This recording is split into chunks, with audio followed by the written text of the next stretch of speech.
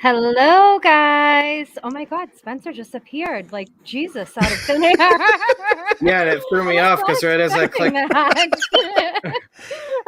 clicked the button, someone else did. And Ryan's here too. So tonight I have all of these amazing individuals from Alterna. We have Peter, who has created Alterna and has done so many wonderful things for this industry. I mean, I think you were way ahead of the game with the indie comic stuff.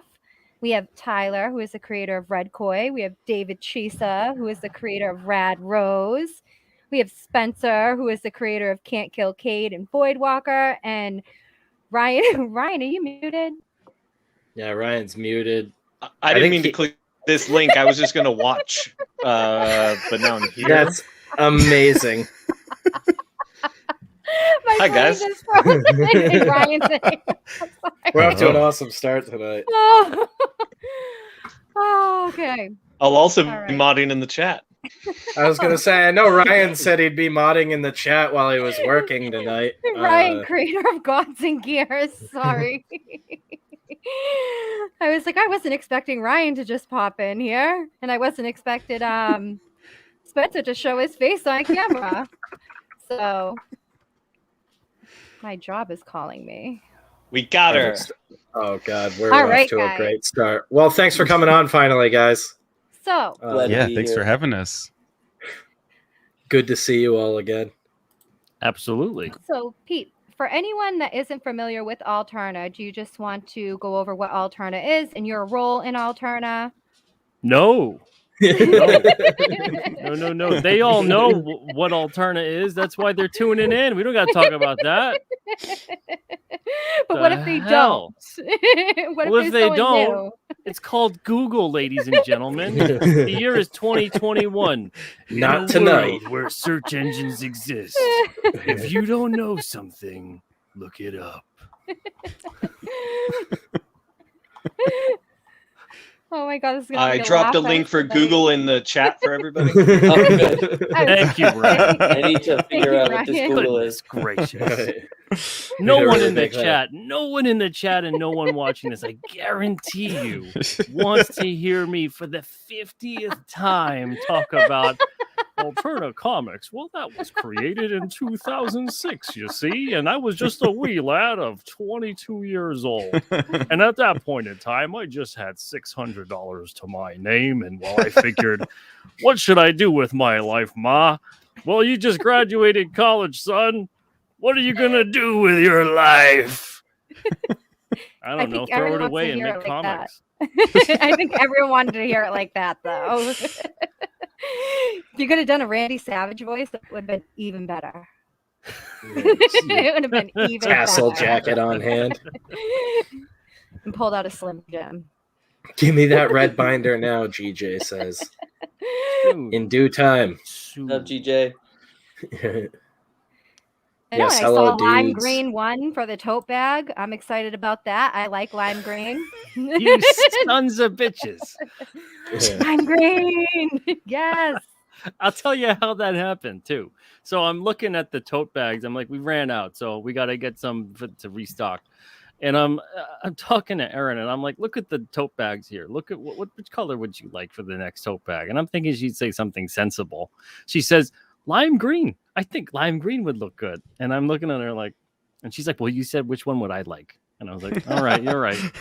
And I was like, okay, I'm just going to put a bunch of colors here that tend to be popular for the ones we've made in the past. And people have, asked about or liked or whatever. Because we've had all kinds of colors. We've had red, white, black, yellow. We had burgundy. So I was like, whatever, let's just put some colors up that are sensible, and I'll throw lime green in there just to stick it to her and show her no one likes lime green for a tote bag. And God, it won. And it didn't just went by a little. It won by like 5 or 10%. So much. You people are insane. But of course, at Alterna, we honor what the customer wants. And we're making lime green tote bags, It works out, I guess, because we have it coming up for Christmas time. And you guys better buy one, I swear. Yeah. Totes you can see from space. I got a red one. You talk like it stings every time you say it. It does. The pain is real. Yeah, I don't think I own a single lime green thing. Today I look like a bootleg version of Roddy Piper, kind of today. But thank you, Don. I appreciate it. Oh, Don. Yeah, redneck Kayla. I kind of that's my look. The get her done witch. Oh man, Talk the get her done witch detractor. horror. You know what, Spencer? This is not that kind of stream. This is a positive stream. Sorry, Yeah? this stuff writes We're here itself. with a I can't bunch help of- myself. No, we are going to control ourselves because this is not a death Yeah, I hurt. didn't No even wear fun my- here. There's no Yeah. fun here. I'm here Yeah, right now, which it's- means none of you have fun. Strictly No one has informational. Dad here, so. So Alterna Ween was successful. Yes, it was. It was too successful. We sold out of all ages bundles way too fast. I was thinking, what it took till the 21st to sell them all. We started with 50 all ages bundles and 50 mixed ages bundles. We sold through all 50 all ages bundles the other day. And then the mixed ages bundles, I think we got like 14 or 15 left. You get 12 all ages comics in that, 13 mixed ages. So, young adult and mature. So you maybe get a Voidwalker or a Can't Kill Kane in that mix. Oh, Give it yeah. to a Definitely youngster go out get there. one of those. Completely traumatize them. Yeah, if you're a cool dad, if you're a real cool dad or maybe mom, maybe you got a single mom situation like me, you tell your mom, hey, mom, Voidwalker's my new dad. That's what I did with Spawn, basically. I'd love Look to how see I that. turned out. DNA Yeah, right? class. I turned out completely normal. But that must make you feel awesome. I love the whole Absolutely. concept of Halloween. Kids are going to be getting comics, especially, you know what I'm saying? And I would have rather have received comics going to someone's door than candy. Yeah. Just me personally. A little bit of both. Yeah, that'd be dope. Yeah, I think it's going to be great that a bunch of kids that night, because comics aren't anywhere anymore, as most of us know. You don't just see them wherever you go, like it used to be. And a lot of kids are going to be getting their first ever comic book that night, just like they have the past 3 years with Alternaween. So it means a lot. We joke about it, but it does definitely mean a lot that a bunch of kids are going to not just get into comics and fall in love with comic books, but also fall in love perhaps with reading. And not reading just what's on their screen on a phone, but actually a book or actually something that maybe stimulates their imagination, maybe makes them to go on to read other things or maybe create books or comics one day. So it means a lot for us that we're able to do this. And we really thank all the readers out there that help us to do this because we couldn't do it without them. And it also means too, kids are going to be able to socialize with each other because kids are going to show each other like, hey, look at this cool comic I got. So there's so many great factors that go into that, and I'm glad that it's been successful for you. So yeah, and then if for you this give year. comics, you can be the cool house on the block, Yeah. and you'll never get egged. You're protected at that point. The little kid mafia is like, they're made man. Don't egg their house. Understand? And this way you roll up the comic book with a king size candy bar maybe, and you freaking get oh man, the kids will look out for you. Oh, They'll they beat the will. shit out of someone for you. Yeah. Someone even comes close to your car, they're gonna let you know that person over there. You see that person? They were leaning on your car. Exactly. You got enemies. You got an army of children now. Yeah. Hey, you know what? The children. I work with Bottle children, kids. and they will tell you like it is. They will tell you like it is, and they will defend you to the end if they like you. Exactly. You So- get Yeah, a whole Kayla gang has of an little army of Newsies children. kids. Pretty much. But they all have Pokemon cards in their hands. When I was running Pokemon League, I used to take the kids out to Oh, raids. yeah. Right, raids. Me and Mike would show up. She just has a gang of children with her. But they're Kayla the knows. adults trying to raid. And these kids, I worked with them for 10 years. Some of them are like 18, 19 now, and they all Wow. still love me and they all still remember me.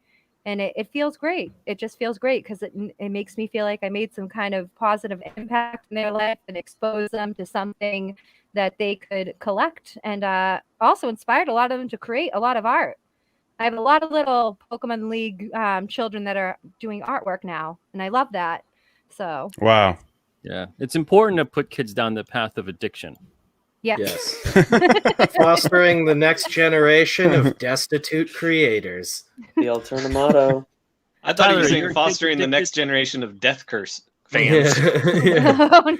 That too. Are your kids addicted yet, Tyler? Yeah.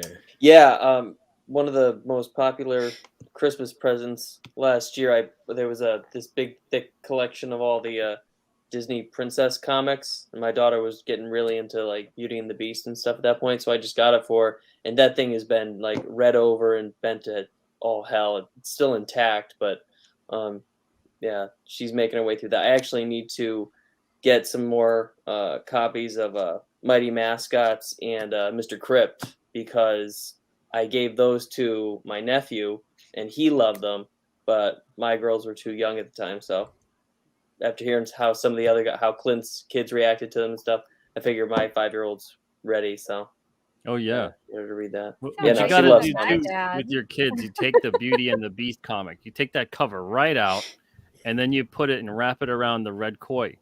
That's This right. way they're reading red koi, and they're like, "I love this tale of Beauty and the Beast," and they're like, "What's it about?" It's about this samurai woman, and she just chops off all these heads. It's so great.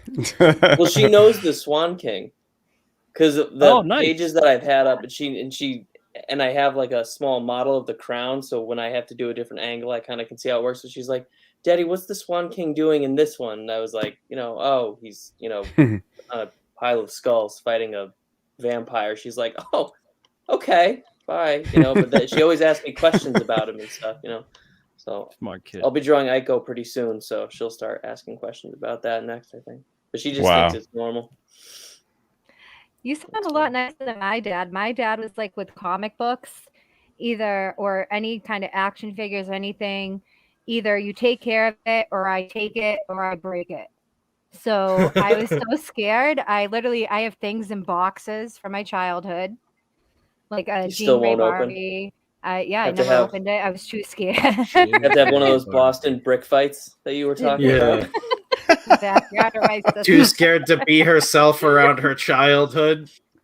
I gotta keep all Comic this in books, they were boxes always so I can bagged and appreciate it when board. I'm old enough. It's definitely not going to come back to haunt you later on. Don't worry. It's like- Just bury that deep down. That's going to stay bottled up. And I guess I was lucky in the aspect that things that I did open up and play with, my dad happened to buy like a second one of.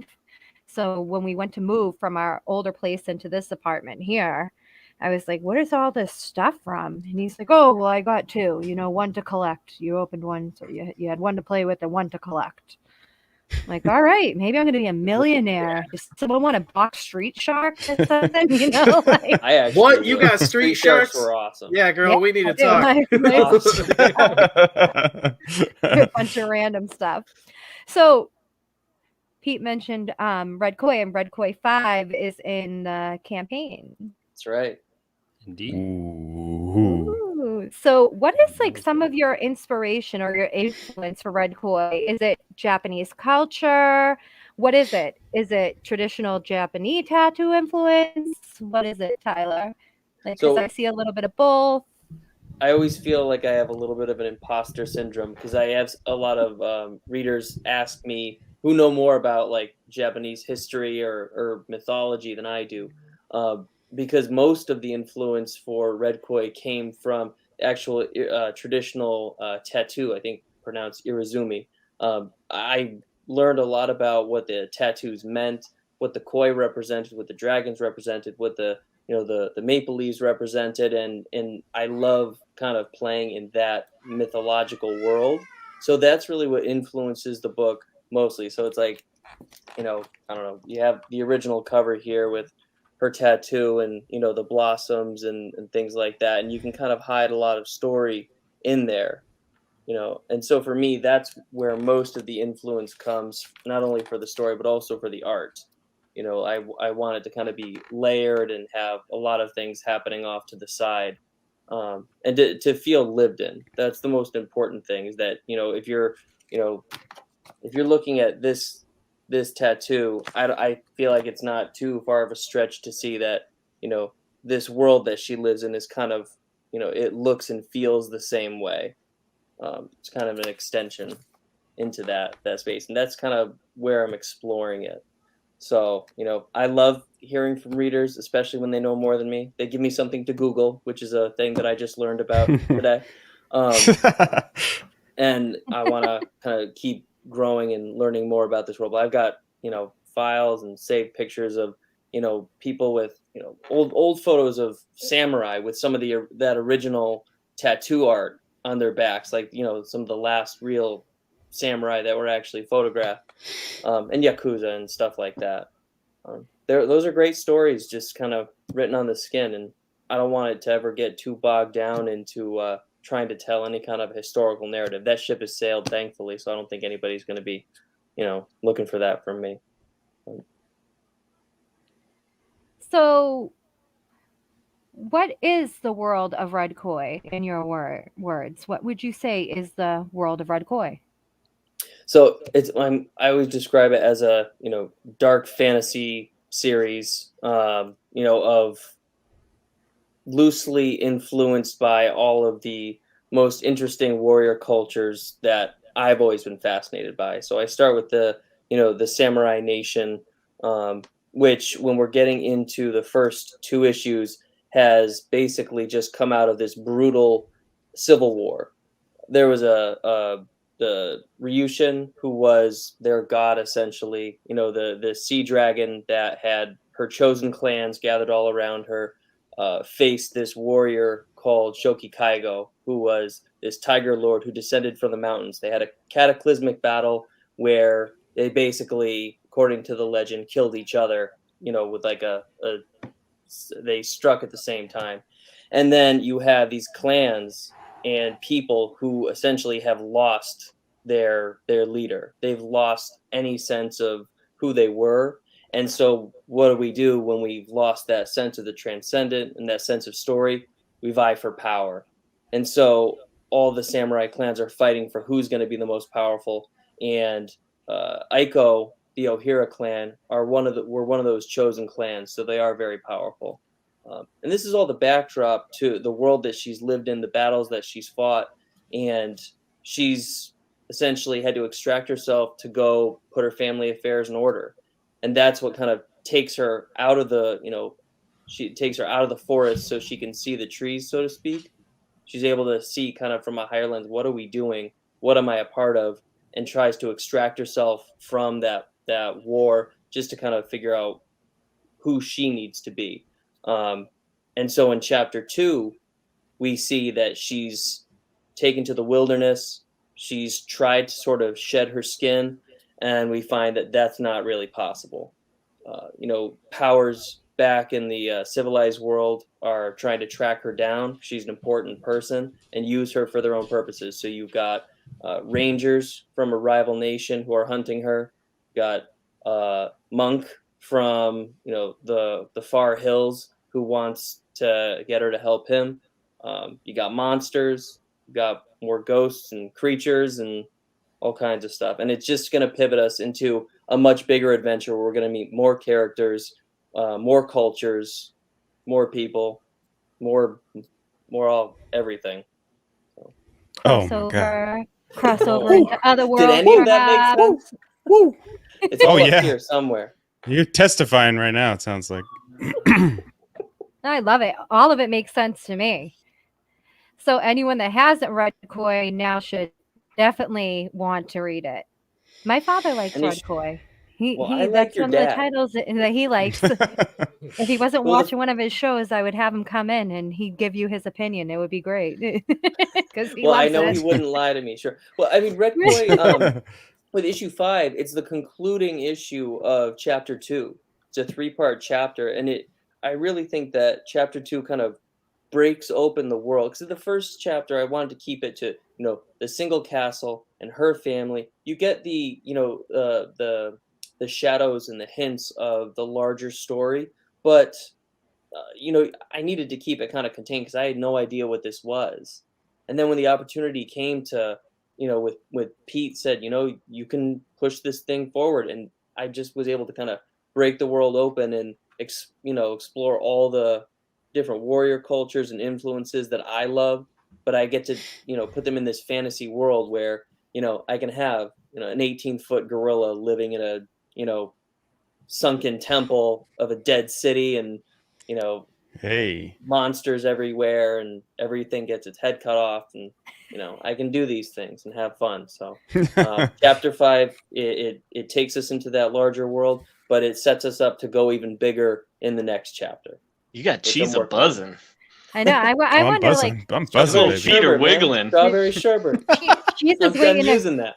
for Rad Rose. Like, what if Rad Rose? I know, I've got gotta get my copy of Rad Rose. What about that? What about that matchup? Who'd Hey, win that anything's fight? possible. Yeah, a fight. I mean, Chick-fil-A. I feel first it would be a unity and a combination of greatness. So I don't know if a fight would be the first thing that happened between those two. Maybe to start and then find something else. Diffuse all the conflict instantly. All right, no Team fight. up. Team up. Just to have a nice chat. We have a big, long conversation. Yes, Just a lunch. tiny panels of faces. Yeah, we're not going Batman v Superman off the bat. We're not making that mistake. Why did you say eco? Why did you say eco? Your mom? What? So how do you feel about the success of Rad Rose? It's out. Oh, we're How going you to me feeling? now after Yeah, all we're of going to that you now. amazing The segues greatness. tonight are out of Tyler. control. Exactly. Everybody needs to be I'm paying gonna attention. run to this. wild. I'm just gonna run wild. All right. I'm doing what Tyler's doing. Yeah, in no, the it's universe been- of Red Koi. I'm doing it here on Yeah, the channel. Hey, it's your show. I'm just along for the ride. So it's been great. Buckle up. It's been great so far.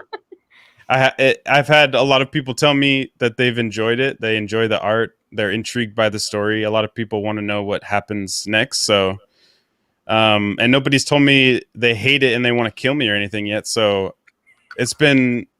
Oh, you didn't not get my very- letter. Not very stressful. You don't have real Did you send fans a yet, postage? man. Come on. Yeah, right. I know. Yeah, until you get a dark matter lamp, cheese, all right, you're a nobody. Oh my god, that was insane. Yeah. Don't know what that is. What looks like some sort of unloaded sci-fi weapon. Yeah. We got sent this thing. I was like, "Do you want me to track it?" I mean, I Yeah, have somebody tracking sent capability. Pete You like want me to track depleted it someday? uranium. Half of the components of a bomb, and he just needs to Funky, pay like 6 crazy installments of energy on that thing. $9.99. Super weird stuff happened for the I love 3 it. days that was in this place. It's my Really? Lord. I'm not even Yeah. gonna ever talk about some Just of it. birds flying It's into the so windows and weird. stuff. Like, Honestly, What? very close. yeah, Pete's living It in a was Blumhouse really horror movie. It Oh was my really God. God. Mm-mm. computer pretty much Mm-mm. completely fried, and even with a reboot, some of it still doesn't really work super proper, and it's all because of the whole weird dark matter lamp. Oh my God, man. Oh my God. The schematics with it What is is funky, weird. Fried the Letter neighbor's too. I will pacemaker. send you the other parts. Like, Oh, like God. Yeah. I'll send you another Ransoming package. you the second half of a dark matter lamp. It just messes everything up in your house if you don't fully complete it. Oh my thanks. goodness. No, thank you. I Yeah, still can't believe. I'm jealous. What was it?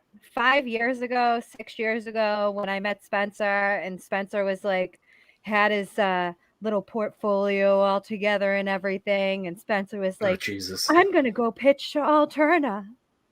I'm gonna pitch to Alterna, and then he comes back. He's like, Why do I picture Spencer dressed in like a little sailor boy outfit? Yeah, Like, I'm like the I always berries think and that. cream Hello, guy. Kayla. I'm here with my Voidwalker I'm script. just here with my big lolly. But he still has Spencer's voice. Yeah. I'll never forget Beard and that, though. tattoos hanging He out was like, everywhere. he had a mission the whole weekend. Like the mission was, I'm gonna pitch. Yeah, this she to helped me Alterna. tie my shoes, and then I pitch went this. and pitched Alterna. I'm like, go and pitch it. Yeah. You know. I still don't understand the whole bunny loop thing, but He's like, I want things on We got old picked school up. newspaper. I want this. And then he's like, oh, he's interested in my book. I'm like, really? That worked out that fast? oh my god, he doesn't think I'm a complete idiot. Right? Did you pitch in person? Yeah. Oh, right in his face. No, I'd already sent him stuff, but we talked more. A big series of weird circumstances all collided, like Pete getting death threats and things, and I happen to be a sizable dude who used to do security for a lot of different stuff, so I showed up and was Oh. like, well, if any of it's legitimate and the cops don't get to it first, I'll be right next door, and they put me right across from Pete and everything. Spencer just nice. A man with his bare hands right in front of me. He's like, if you like what you see, get me on the team. Spencer never corners anybody to pitch a book to them. Yeah, it's a bad idea. Right. I kind of did that with Bob Harris from DC Comics, not knowing it was him. Jolly was like, or Jay Lee was like, you got to talk to this guy really quick. You should really meet him. And he was like, Bob, this is the guy I was talking about. Bob's not like a very big dude, and we were just like in a very small room together, and I just got to crazily talk to him like I do to you guys for 5 minutes. And he was like, wow, you're definitely going to do big things. Shook my hand, and then he's like, I got to go. And told this other guy to get my information. Nothing ever came of it, obviously. I found out I found out I verbally accosted like he was like number 2 at DC at the time or something. It was very weird, but I was like, I had no idea. I don't care who anybody is. Yeah. Just put me in a small room to yell at this guy for 5 minutes. I miss Comic Cons. I hope things get back to normal and we can do something again. I'll be around bringing my snacks. I'm like offering people food. Peter was offering Cheetos and Slim Jims and a teeny. Do you want a teeny drink? Ooh, I offer food. Everyone food. Yeah. You know what? That's the perfect storm. Slim Jims. She meant food stuff. She meant food stuff. But... You know what? Kayla has a loose definition of food. All right. Borderlines on props. I try to feed everybody, so make sure people don't pass out at their booths. And you know, high sodium diet. Spencer will talk the most crap, but he'll be the first one there. I'll eat all of it. Eating all of it. Yeah, because I'm just a dumpster that's shaped like a person. Nobody's figured it out yet. So Spencer what the made dumpster. You That's up, a really Sesame Street character. I'm curious now. What made you pick up Voidwalker from this human being? Fearing my life, to be honest. I told you he killed a man with his bare hands right in front of me. I'm not gonna say no to this guy. And he had nothing to do with the death threats. He needs the hands of a bear. He just ran the guy. Just strangled him, crushed his skull right in front of me. I've never seen an eyeball pop so far. Yeah, I'm convincing, Kayla. No, I mean the story's great. You've read it, right, Kayla? You've read it. Yeah, I've read it.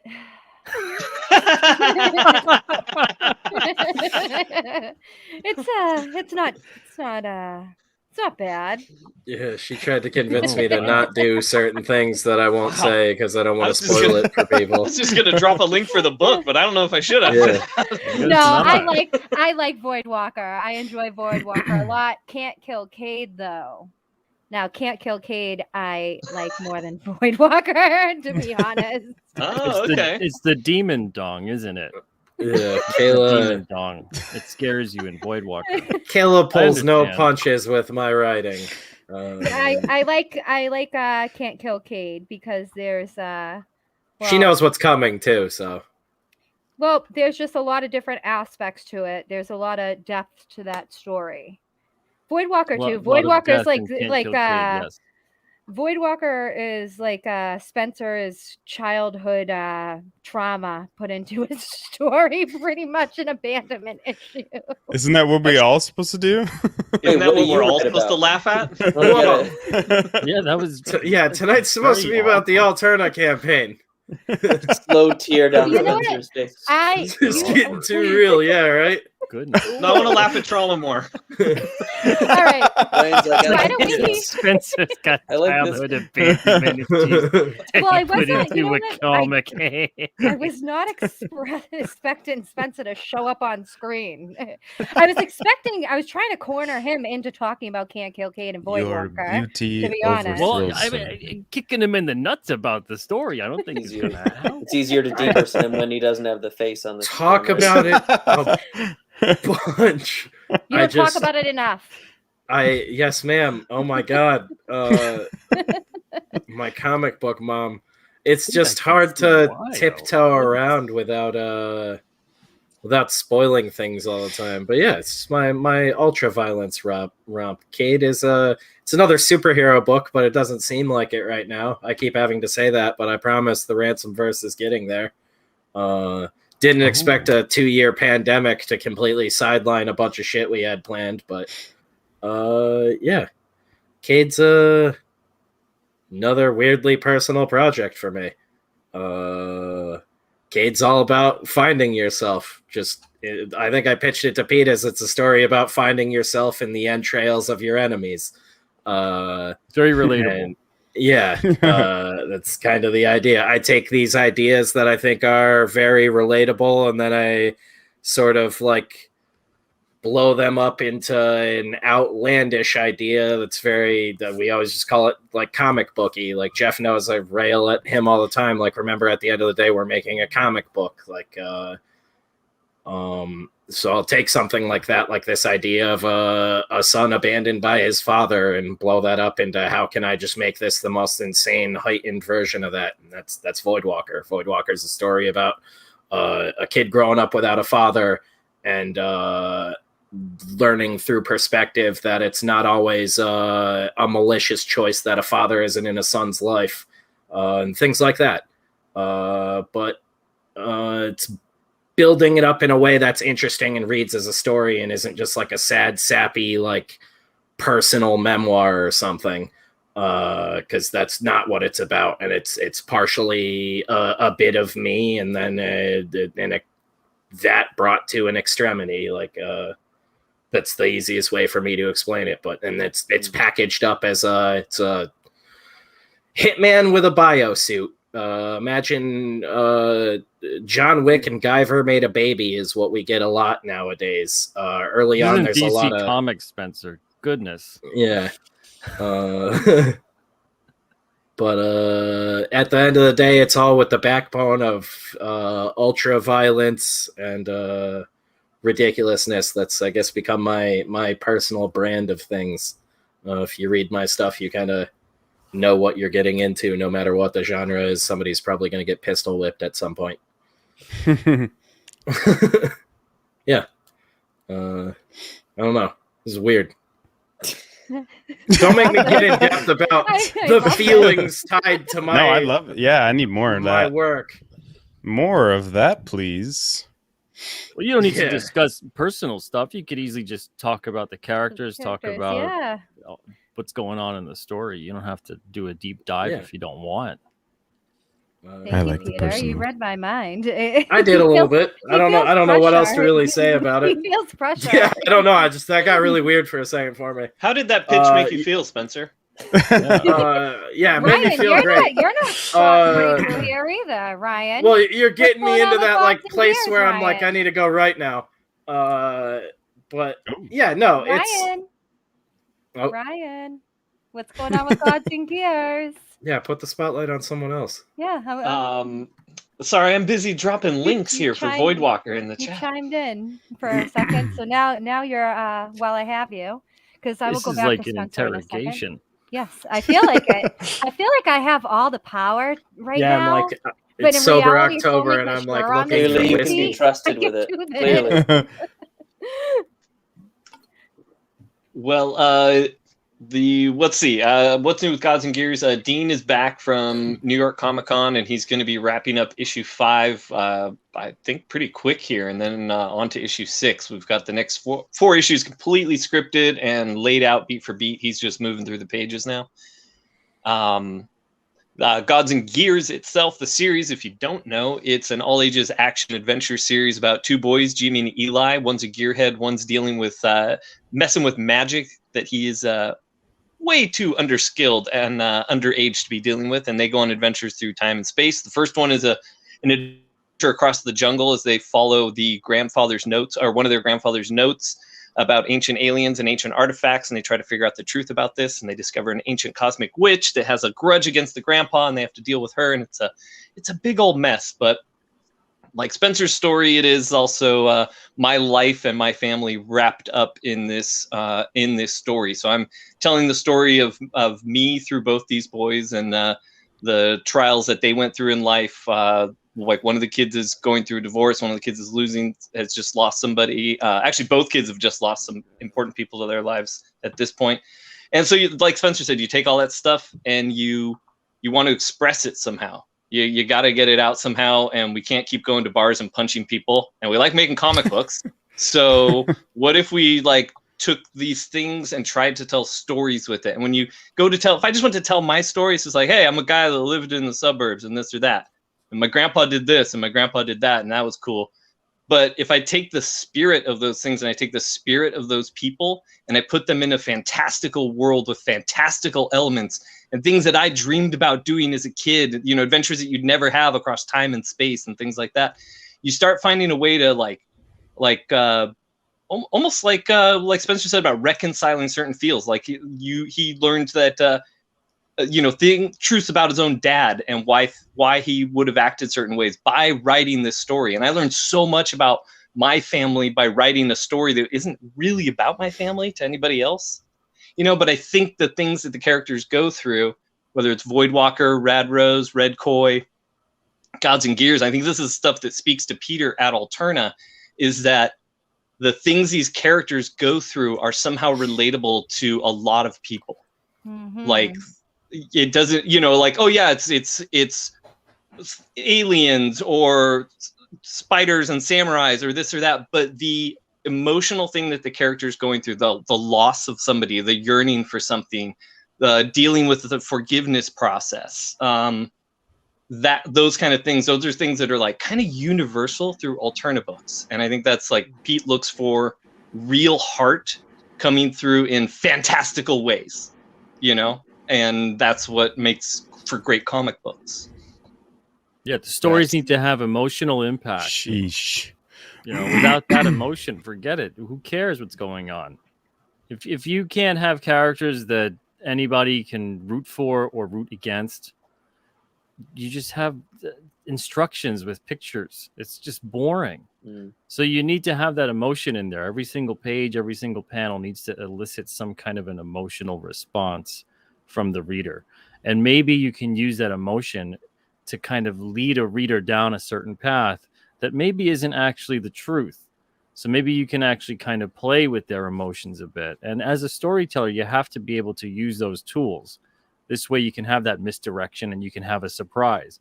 Otherwise, everything comes across so straightforward. Everything just looks like I said, like instructions. It just is so straightforward to the point that it's not interesting anymore. It just, you lose that impact. You lose anybody getting invested in the story. You lose anyone even wanting to know more about what's going on, because the characters, you just don't care about them.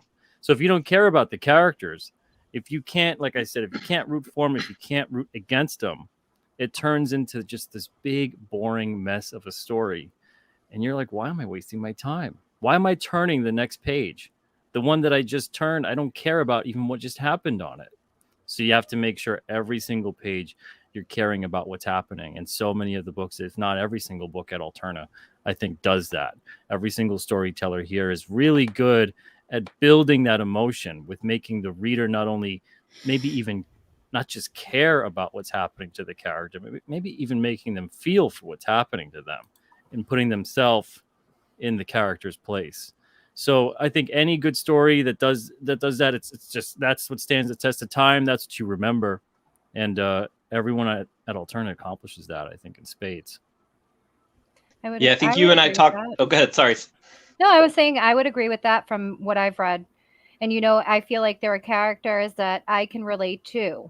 Definitely. And it's not because of how we look or anything like that. It's because of their characteristics and their personality traits that I've seen or felt while reading the book and the emotion that is conveyed.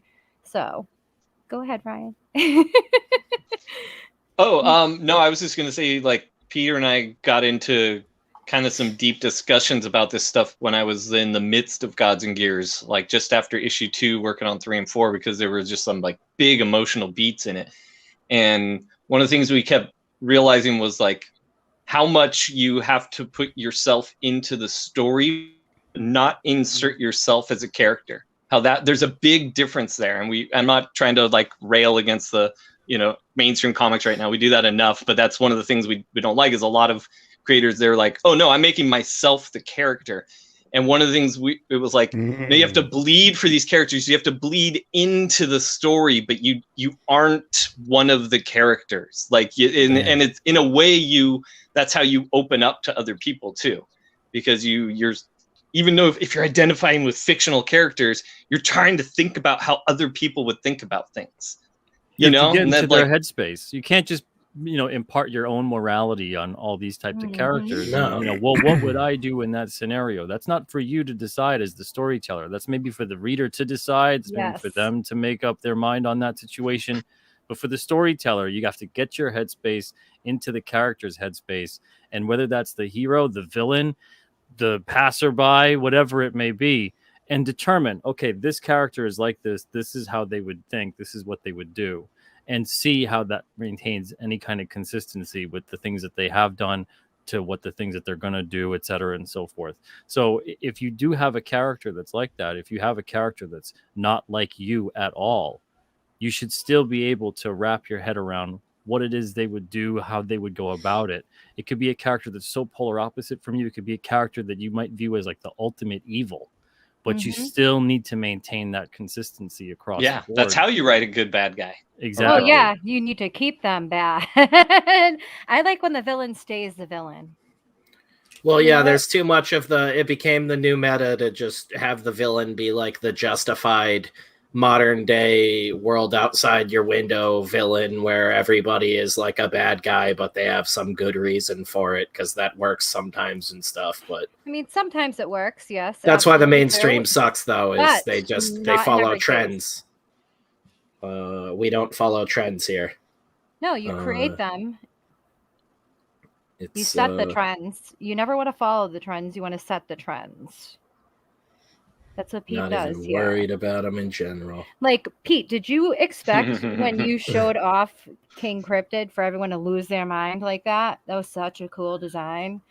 And, like, no, I just expected people to be like, oh, cool, he's finally going to do something and stop being a lazy jackass. That's what I expected. The entire fan base peer pressured you into it. But the reason I can even do that type of thing, and I've been having that idea kicking around for about 2 years now. I know I wanted to make something centered around a monster, a creature, a beast of some sort that wasn't really human, and make that the main character and make people feel and understand what this character was going through and the world around them and the various characters they interact with. So I knew I wanted to do a series like that, but when finding the time, that was the biggest thing to worry about.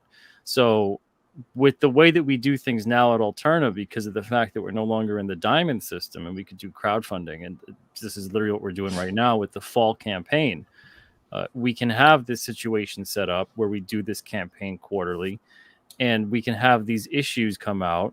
And people don't have to necessarily just go to the comic shop, go through the diamond system, go through whatever else. We can have issues come out when they're ready to come out. So because of that, enables me to open up ever so slightly a small amount of time to get issues out. Because I'm a pretty quick writer. I could get an issue out even in a day if I wanted to, in terms of writing it out and then hands it off to the artist to do their magic. So we've got some really talented artists on board, Christian Rossi being one of them. And of course, Spencer, everybody, David, you know Christian very well. Yeah. Absolutely. Intimately. Golden boy. Fantastic artist. And then I've got a bunch of artists that are involved as well. On every single issue is going to have a different artist with King Cryptid until we see what the readers really like. And maybe they really like, they start begging me, can we get Christian to do another issue? Could we get Alex from Mr. Crypt to do another issue? It's so on and so forth. So there's a lot of different things. I always pay attention to what the readers like. I've got so many issues planned. I've got so many stories I want to touch base with. I have so many layers to this character, the history involved. This character it's a story that's going to go back in the past, take place in the present, have stories that take place in the future, different parts of the world. There's all kinds of things that are going to happen with this character and the many other characters that he interacts with. But laying the groundwork down and just kind of going with that and saying, well, do I have enough time to actually do this sort of thing? Because this is something that I seriously can see putting out 100 issues for. That's how many stories I've got. I've got 16 issues already outlined. I've got 4 of them already fleshed out. And then now I'm in the script process. And Yes. so there's so many. I've got things that I'm like laying the groundwork for 10 years from now. That's how many issues that I want to do. Yeah, So- see, Kayla, I'm not the only crazy person.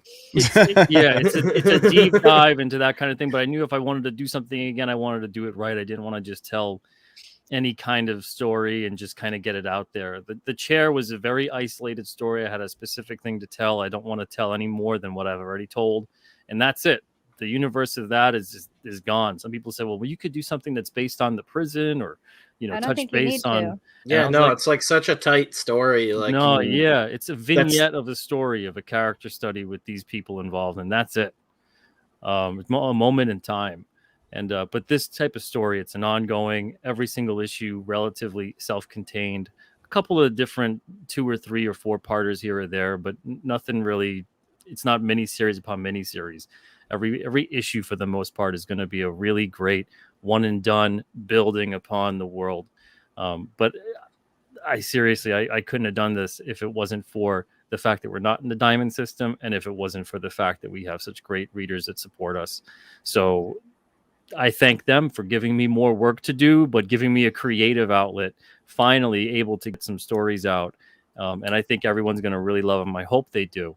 And we'll see if they don't like certain things, if they're liking certain other things. I'll see. I'll listen to that. I'll see if we could bring back a different character, or do this or do that as things progress. But it's one of those types of stories where I've got a character who's going to go through a lot of stuff, and he's already been through a lot of stuff.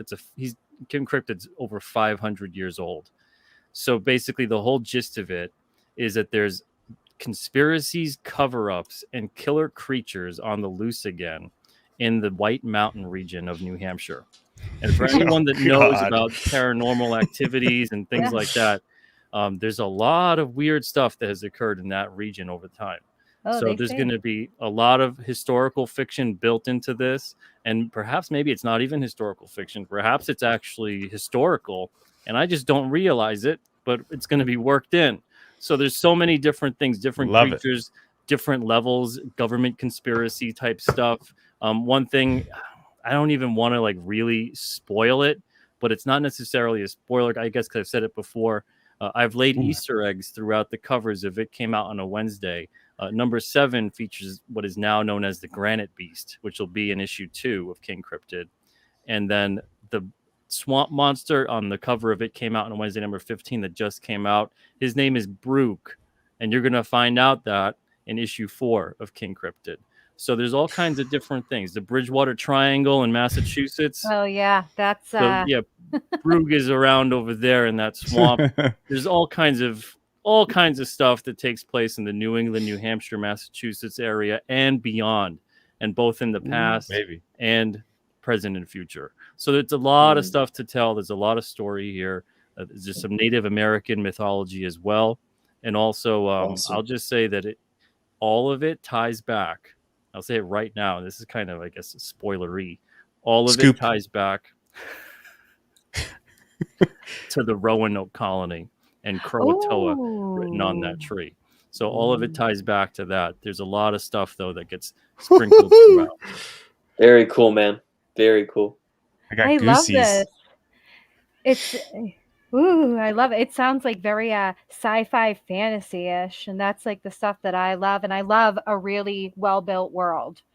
I love well-built worlds. I love worlds that there's so much lore. That's why I'm curious to see what happens with Brad Rose, because David had this whole map and everything going on. Yeah, I did indeed. Yes. I know you love your maps. I love maps. I mean, that's like the most important part, and the thing I see that all the creators at Alterna have in common is these massive worlds that they've all built on their own with their own set of rules and so for me doing it visually, making something that I can see and reference to readers or something, point them in direction, say this is where this took place, this is where this happened. I feel like for me as a reader, that's stuff that I like. So I know there's people out there that dig it. And for some of the future issues of Rad Rose, for things that Christian has come up with as far as the setting for some of the events that happen in the story, to be able to go back and make like maps of those areas with like his reference and doing that too, it just further opens up ideas for storytelling. So yeah, anytime you can sit and play in your own world, man, I think that's you like they're saying, you really don't know what can end up being possible because it just starts to manifest and grow on its own. And Rad Rose is one of those books that like it felt. Oh, sorry. No, you're fine. Go ahead. Oh, I was gonna say it's like I look at comic publishers like kind of like record labels, and it was like the first round of Alterna books that were on newsprint that really got me into it were like all excellent books. And then so it was like, okay, what's the second round going to be like? And then the second round, everything stepped up like quite a bit. And then now Rad Rose, to me, this is like the third wave that's coming in, and it's like, oh damn, this stuff is looking good. And it's also like a third wave with Christian. So, you know, like we saw him in Trespasser, then Voidwalker, and now we're getting him on Rad Rose. And it's like killing it. The product line at Alterna is just like, I'm like, oh, okay, so third wave is this good? Oh boy. I can't wait for King Cryptid and fourth wave next year or whatever. Like, it's going to be big. Yeah. I was scanning in pages of finished inks for the next issue of Red Koi today. And so I was just looking at pages I hadn't seen for a while. And I was like, you know, I was really pleased with how the art had progressed and stuff. Got to one page and one panel. I'm like, I gotta fix that panel. I gotta replace that panel. And the thought in my head, it wasn't like, oh, my integrity as an artist and blah, blah, blah. It was everything else is so good. I can't let this one panel go. And not to say, I mean, yeah, you know, you got to get the work out eventually. You can't just polish it forever. But I was just like, this one panel that's just embedded in my head. I'm like, no, that's not up to par. So if it's going to stand next to these other books, you know, proudly and confidently, I got to fix it. But it was that exact thought, Ryan. Nice. That's important, I think.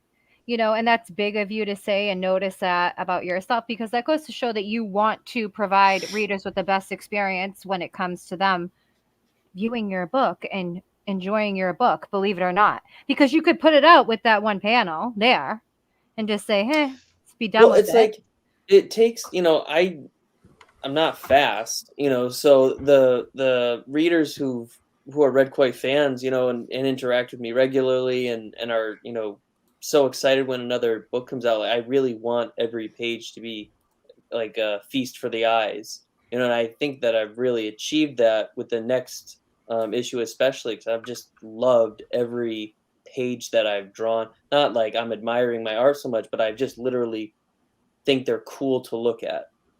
And that's kind of like the bar. I'm like, is this cool to look at? Is this fun? Is there feeling here in depth?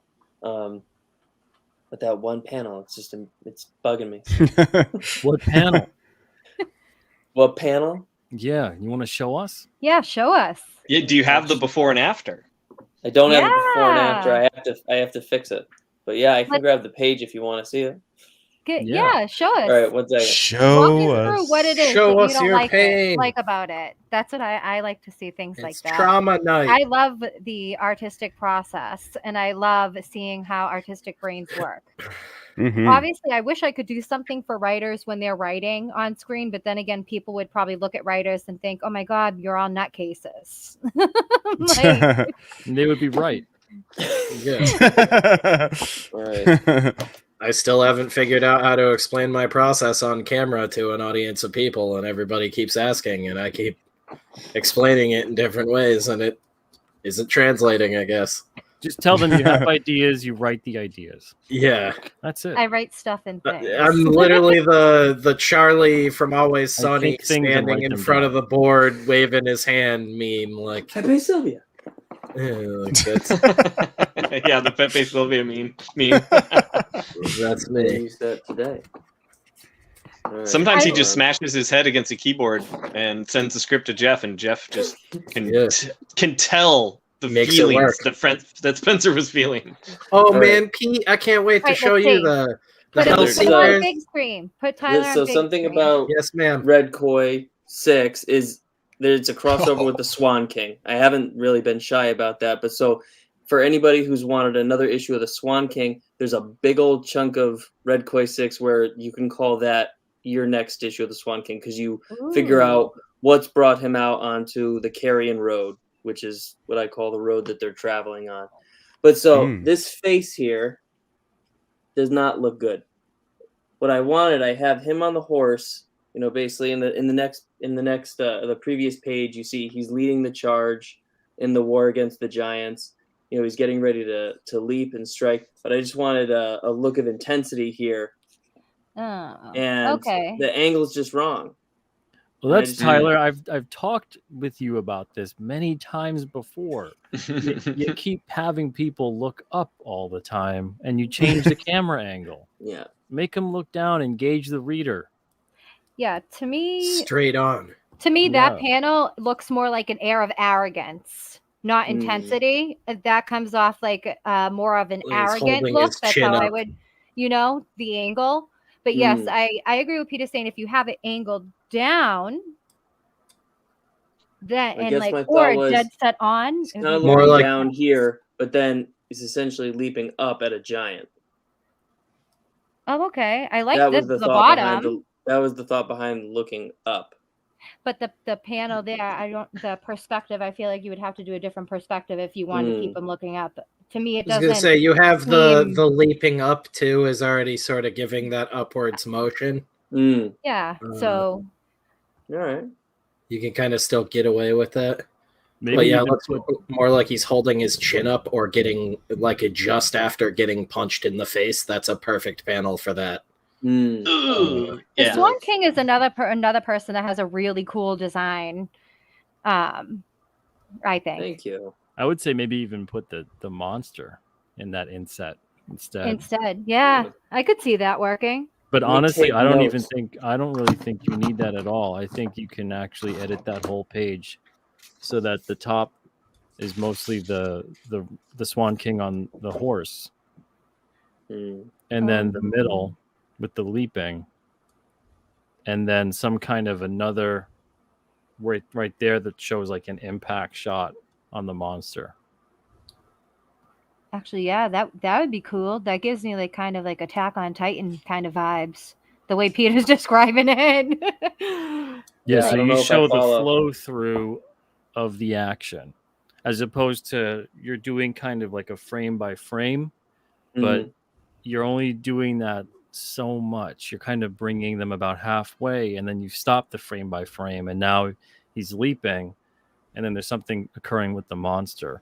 I'd like to. Was that monster hurt before this point, or what's the previous page if you want to see? Yes, can we see? All right. We're getting sneak peeks here. Exclusive. Scoops on baseball. Yeah. So Kayla with scoops all night. You can see in the previous page, he's basically just telling Aiko his story. As they're walking. Panel.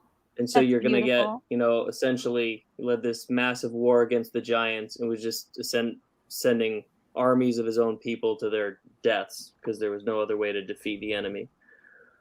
That bottom panel is great. And so this is where we kind of get a sense of what that looked like. Good Lord. And so then you have that. They're all leading, but... Wait, no. But he is leading from the front.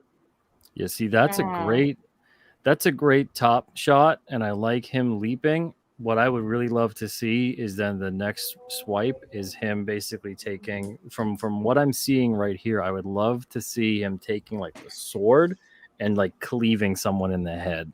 Yes, I agree. Sword right down. Yeah, so, unless panel 2 is conveying some sort of dialogue in a caption box that needed space, I don't think you'd need panel 2. You don't need to redraw it. I don't think you need it. Yeah. The only way that it could possibly work if you wanted to keep that panel is if you put it down possibly at the bottom where it's basically like I made the hit. Like, you know what I'm saying? Because to me, that looks like a winning kind of face or like an arrogant look. Like I landed a hit on him. You know what I'm saying? I don't know if I'm making sense. Like it looks like he looks powerful in Yeah, an and you're aspect. not Or like he wrong. rose to power in an aspect. So you could possibly or save it for a different page. I mean, I'm not sure. It's your comic at the end of the day. You don't work digitally at all, do you? No, I don't work No. digitally. Okay, because I was I gonna mean, say I touch up digitally but- you could save it if you were removing panel 2, you center panel 1 and widen that silhouette of the soldiers behind it, or you make it like an inlay panel. Yep. You keep the jumping up where it is, do a second like action line slashing panel right in that space, going down, maybe going into the head, or bring action lines down from the character crashing into it to carry it over, and then it's a page. Yeah, because you need something that's going to make the reader's eye travel downward. And right now, everything other than the is top pointing panel up is to pointing 2. up. Yeah. Yeah, right now panel 2 is the most important panel on the page. Yeah. And I don't think that is the most important panel. And it doesn't need to be there, so that's a weird page. That's why I'm saying that like countering action lines where they're now going from left to bottom right, pointing right at the giant might be interesting for like what would technically now be the third panel, even though then the second and third don't have borders. They just have action lines. It's kind of more a manga style than actual panel. And that's pointing down at the giant. And then you have that strike point still at the bottom with him landing on the giant and hitting him. So it's just like a brief breakdown of that quick action moment. But that's if you're eliminating 2 altogether. But that if you don't work digitally, you kind of have to redraw the whole thing either way. But it's still something where it's completely salvageable. But yeah, like everything drawing the eye to the second panel, it makes more sense if you're going to do it as like the giant or something like that. Like you see him riding in on the horse, you see the giant mean mugging him before he's, struck down. And then it makes a little more sense that guy's angling up towards that second panel, but it still sort of is like it reads like a perfect manga panel because the Z's would be in reverse in manga, but yeah, they would be in reverse. Yeah, it's just backwards right now. Sweet. These are the hard conversations you have with artists, so I'm glad this happened on the channel right now. No, awesome. Thank you. That's all very helpful. I mean, your colorist is going to have a lot of fun with that last page you showed. Yeah. Nick will love it. We know how much he loves fun. Nick is a great colorist. Yeah, he rocks. Oh yeah. Nick is amazing. He conveys so much with color because color to me, black or white shows if you're a good artist. Okay. That's my thing. In black and white artwork, inks and pencils, you can see how great the art is. Okay. Color, it makes or breaks your art. Oh yeah. Nick was the game changer for Red Koi. He was. And I think I've said it before, like I didn't know how this book was supposed to look completely before he sent me those pages back. And I got to see, I was like, oh, this was the missing piece. Because I already had Wes's letters on it. And then to see how Nick gave the world such life with his colors was, instrumental. Colin said how much for that original page in cash, and also Zayd just popped in to say big news. Your Wizard's Choice got picked for Fragtober. Sorry for interrupting the stream, LOL. Sorry, I'm celebrating. Thank you, Zayd. Thank you, Wizard's Phil. Choice? What? For Fragtober. I made a suggestion for Fragtober because I suggest something. I'm interested in all different comics, okay? Like everything, a whole bunch of different comic art.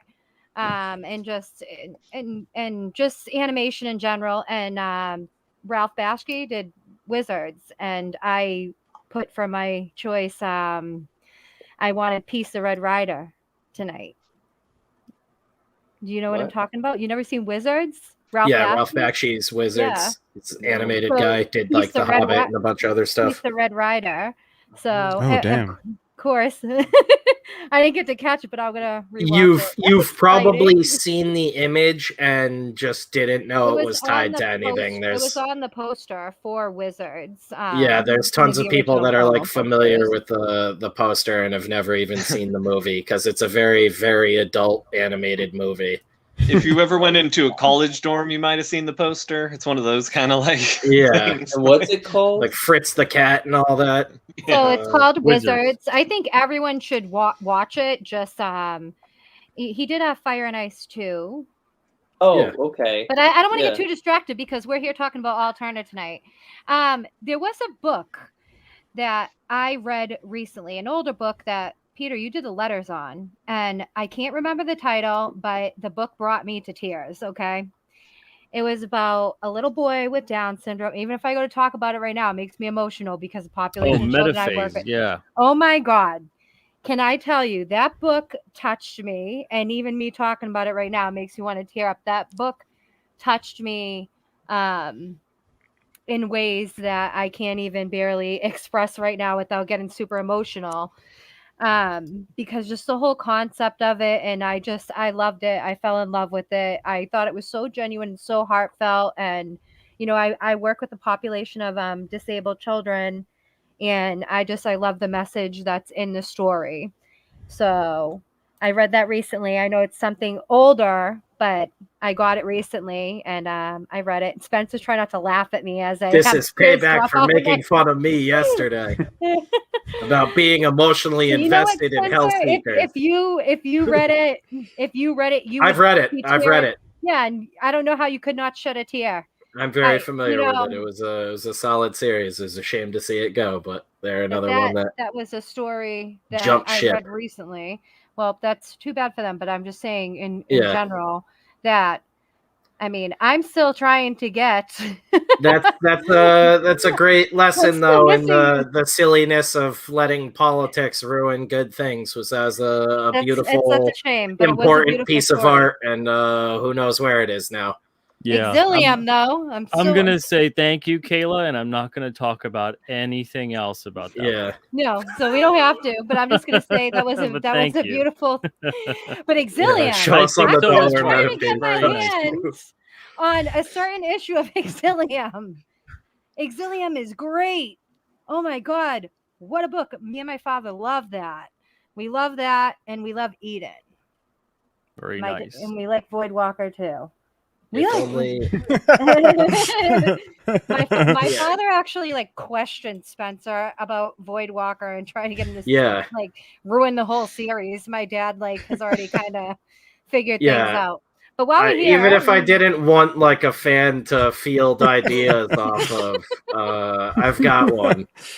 He's also the biggest fan of Hellseekers, which next to no one else knows anything about other than the team, and just has been accosting me through Kayla for 2 years as to where it is. My dad loves Alterna titles. I wonder if I could get him in here right now. But I come from, my dad was a big Marvel guy. Okay, so my dad is not happy, but we're filling that gap.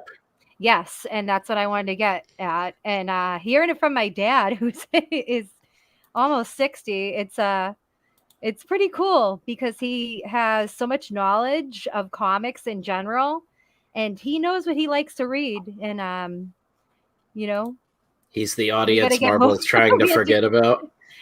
Pretty much, but he likes the Alterna books because they're all so vastly different and they're well written, and he loves the artwork. He likes the newsprint too. He's a fan of the newsprint, so it's awesome because we share. Does he know about this campaign that we have with these 10 new books? Yes, we will be backing. Don't worry. No, I'm just asking. Yeah, Kayla plans all of her. She has her campaign backing day. It's a madness. Day I back every week. Yeah, it's its own brand of madness altogether. Don't worry. Don't get excited about spreading the word, Pete. Jeez. Friday we'll be back, but there's another question I have to ask you after the stream, but not right now on stream. It's after. He's married, lady. But I love Aaron. He's taken. Yeah. We know his wife. Now we know what this is all about. She's great. Ed is What probably is it? watching this stream right now, right? And He has a No cat. You're not way. fooling him with those headphones. No way. She hears me rant and rave enough as it is. She doesn't need to I was subject gonna herself say, I to think being on a stream. But She's Aaron probably has watching her own some hobbies. paranormal Actually, or the horror chair, movie right now. the chair that the chair was the first movie that Ed and I watched on one of our first dates. Like when I went over to his Why? house. Why? Ooh. Because we like horror, and Kayla just loves to set I a love weird the- mood. I love the comic book series. I got the DVD from you. I didn't watch it yet, so I was like, "Hey, this was one of Roddy Piper's last movies, It and was I his really, last, unfortunately. yeah." Now, it what was the scene did last. you bust your move on Ed on? None. Yeah, the brooming Not at scene. that stage of the relationship. No, it God. captivated you that much the whole time. But no, That's he loved it. And He they had to loved run it. out and get the comic. I Nice. already had the comic. I have a signed issue one. Yeah, I got the Kayla's- comic at a con. Kayla's got all of it. I was buying comics at cons. I think from I think she Peter. has one of the first Picking up printings stuff as well. Back when Harrison's used to carry Alterna, but that's a Yeah, we different got all that thing, a nerdy different deep discussion cut for stuff, another like time. weirdos. Kayla just loves she's taking topics and then like twisting the knife tonight. I know. I'm actually Kayla going to dip does out real cut quick deep. before she does I it to actually me. have Yeah, right. positive, See you, I actually Ryan. have positive Bye, news Ryan. in a way. Ryan. Bye, Ryan. This was But what's awesome. going Thank you, on? guys. Thank you, bud. Bye, Let's, Ryan. Oh, she's just Good night. steamrolling right over it, buddy. I'm going right to the fall 2021. Ryan does it. pre-orders right It's an now. Irish goodbye. Yeah, settle in, Pete. Did you get to go Thanks visit again the for set, coming on. Pete, on the chair? No, actually, what happened was during filming, because it wasn't that long, it was about 2 to 3 weeks. We had an historic snowstorm in New England. Oh, really? I We know. got like 105 inches or something like that of It's the snow. worst. Oh, And I was literally snowbound in the apartment for like a week. Couldn't even leave Whoa. the apartment complex. The parking lot Oh was my about God. 4 feet high of snow, solid. Yeah, I my can't even God. imagine what You'd New have to Hampshire dig was out the like. parking lot to like get your car to leave. You have to dig the whole, and there's a massive lot, and they couldn't even get plows in, nothing. We were just completely Yeah. Oh, Like, Parts So, of yeah. Connecticut were a hub for all of New England for like the power companies, the plow companies, everything. Because we were Wow. like the first state to get like most of our power back on, and we literally had guys coming up from Florida to like clear stuff and help with everything. Yeah, my people coming God. from all different states, emergency personnel. It cost like Horrible. every state in New England like millions of dollars to deal with this Wow. one like week-long storm. It was insane. I almost saw a neighbor get crushed by a tree during the storm. Like saved his bad. life by basically screaming at him to run towards us because he didn't realize because Oh. it was so like quiet or out did he from think all you the were snow. Bigfoot? He didn't. Well, no, I didn't realize there's a tree falling like right behind him, and we were just Oh like my run. God. Like we came outside and it's collapsing on him, and he just like sprinted towards us and barely cleared it. And that was Damn. early on in the storm, and woke up the next day, and like Pete said, we had like 3 feet in Connecticut.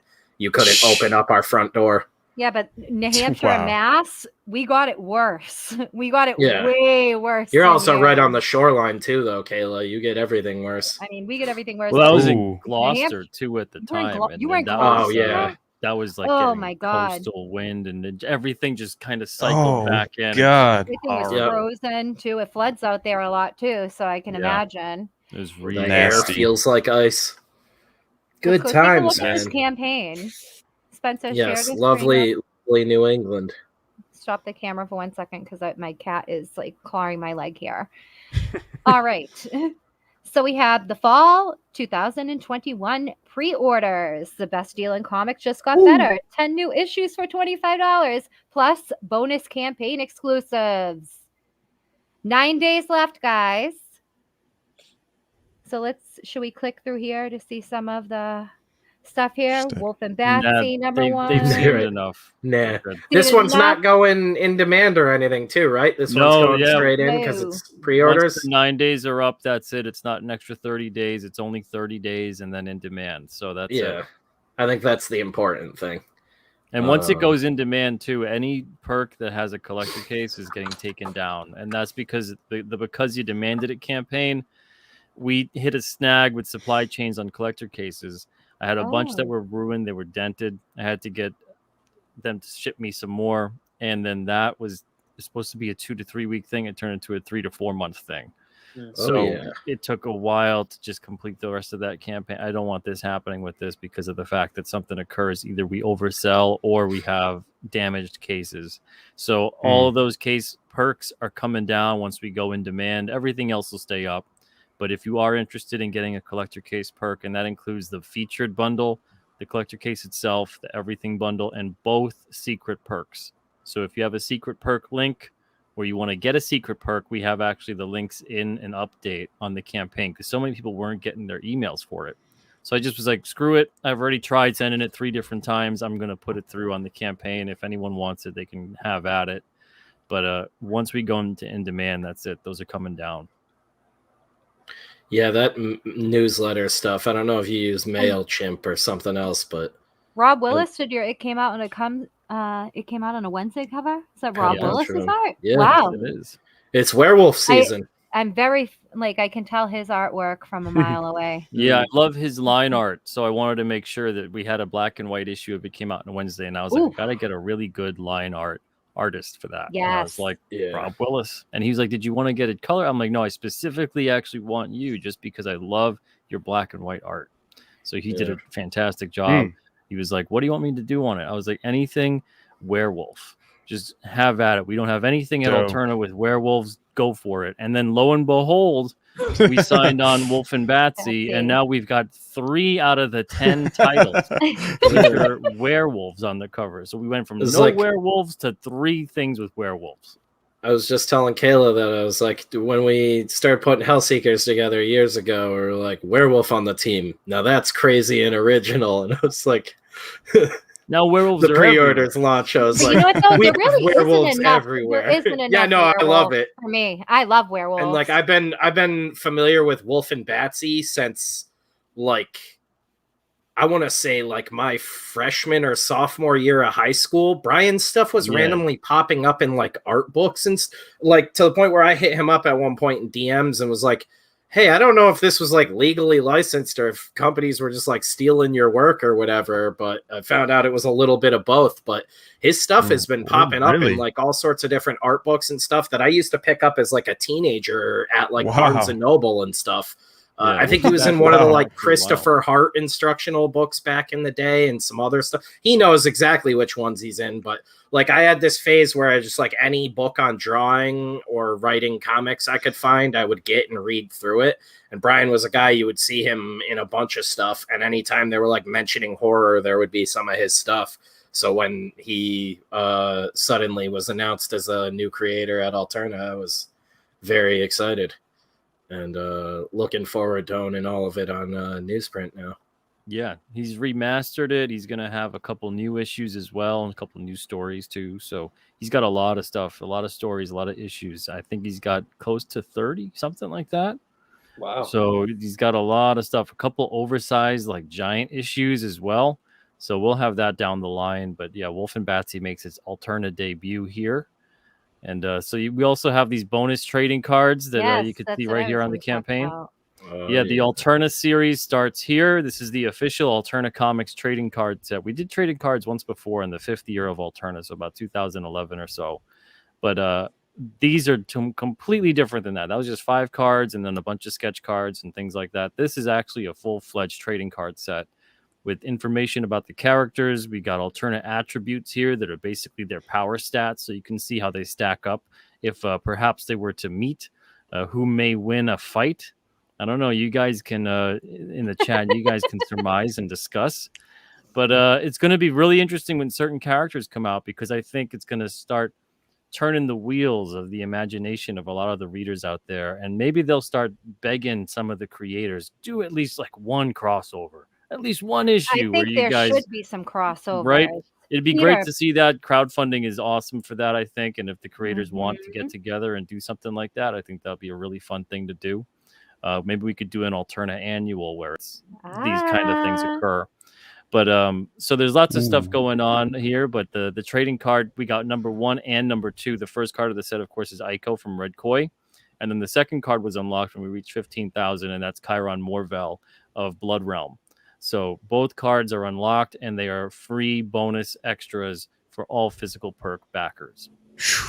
And then you're doing the card binders, the trading card binders. Yeah, we've got official binders. These went into production yesterday, and I found love out this. that we're able to actually also get printing on the spine and on the back. Yeah. So if you scroll down a Ooh. little bit more, you can see the updated art on what the binders see. will look like. So Ooh. they have Alterna Nice. series on the back, and then it has Alterna on the spine. And these are the official trading card binders of the Alterna series set. It is awesome. And then you have new beanies. I have a bunch of Alterna beanies and hats like this one. I don't even think you make this hat anymore. We don't make it anymore. It's sold out. Yeah. That was like a I want a limited run, lime I green think, of hat 50. now too. Oh no, I want Mm. lime green boggin. I tell you what, you go on the Alterna Access site, you put yourself one of these Velcro, and I can dye backings, it lime green. and then buy a lime green one, and then be like, Alterna hat. Actually, you know what? That makes sense. I got to tell you, some kid, I stuck a Long Box Strong holographic sticker on the back of my new car, and some kid stole my Long Box Strong sticker. What can I tell you? They're the hottest stuff. I'm dead serious. I'm like, what the heck? Every time I put any like kind of bumper sticker something, there's some kid in my neighborhood that's stealing freaking bumper stickers. It wasn't even supposed to be a bumper sticker, but I put it on there. You know, my holographic. Oh, what a They pulled jerk. it off. They pulled it off perfectly, and the only reason why I know is because my car is white and it's dirty right now. I need to get it cleaned. Yeah, the So I outline can of the see sticker. the outline, and it's like perfect, like a perfect peel. I'm like, you know how to solve this problem, Kayla. A I good know, I gotta hit it. old-fashioned Boston brick fight. no, I was gonna say I just gonna hit up other kids in my neighborhood to see who is by my car. Just like when you were a kid. No more brick fights. You're gonna run out there and be like, "Who touched my car? Who touched my car?" Right? That's what you gotta do. That's how it works. And then what's the shipping on this? $5 for the US, and Yeah. we have a lot of add-ons too. So if you back any of those add-ons as well, shipping is free.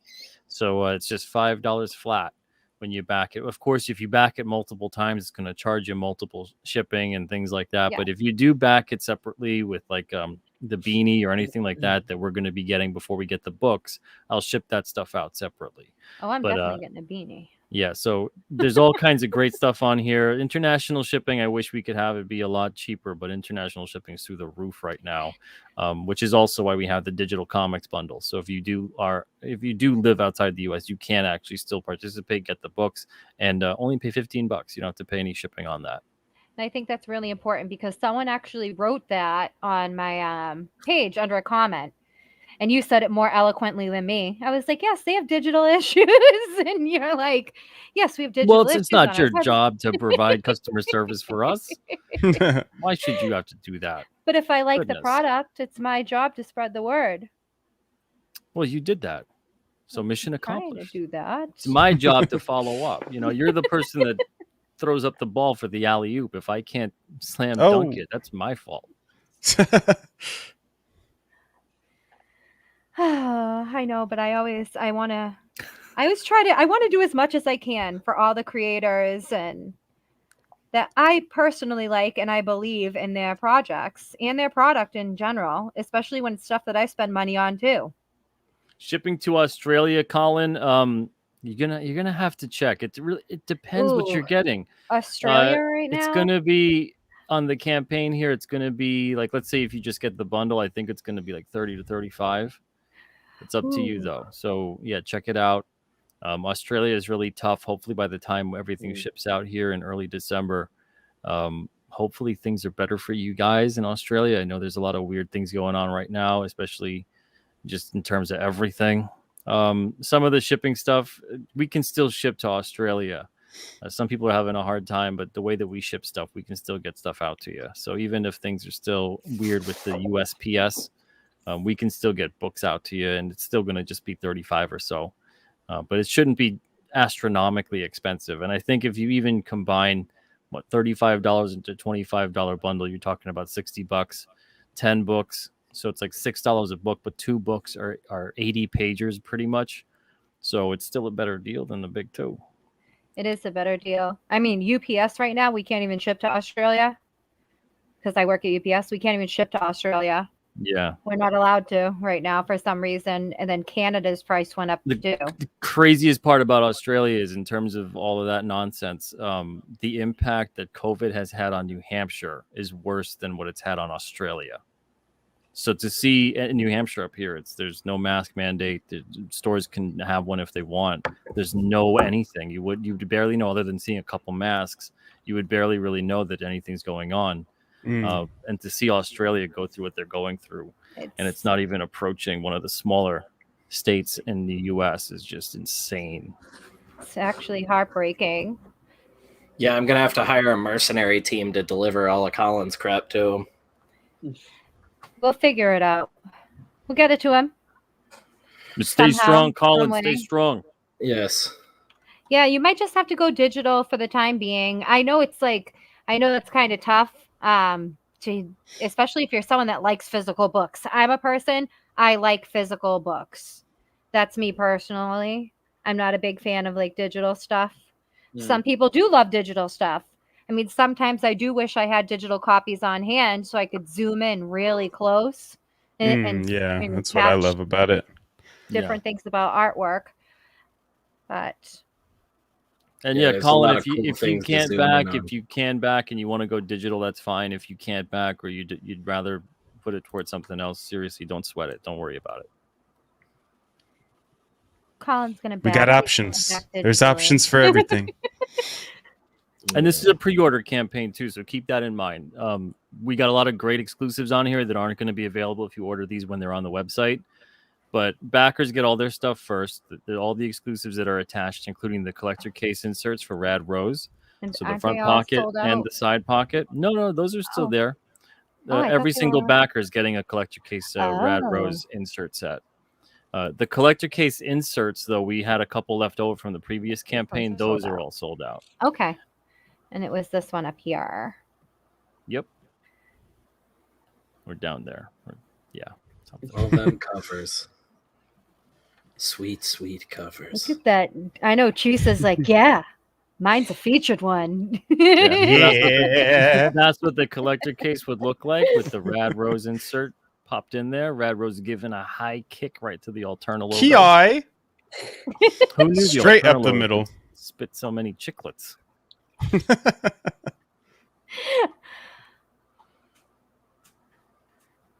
And this is, so are you going to be doing pre-orders all the time, Indiegogo, from now on? Yes. Yeah. Because before we used to have pre-orders on the website on alternaaccess.com, and instead we're doing it like this because on the website, I want everybody to be able to order what's in stock, get everything shipped out the next day. Before, there'd be pre-orders. With the supply chain issues that we've had, people were waiting way longer than they needed to. I don't want to do that to anybody. So instead, we have all these books. They're ready to go. They're all done. They're ready to go to print. As soon as the campaign ends, we can get them all out to the printer in early November.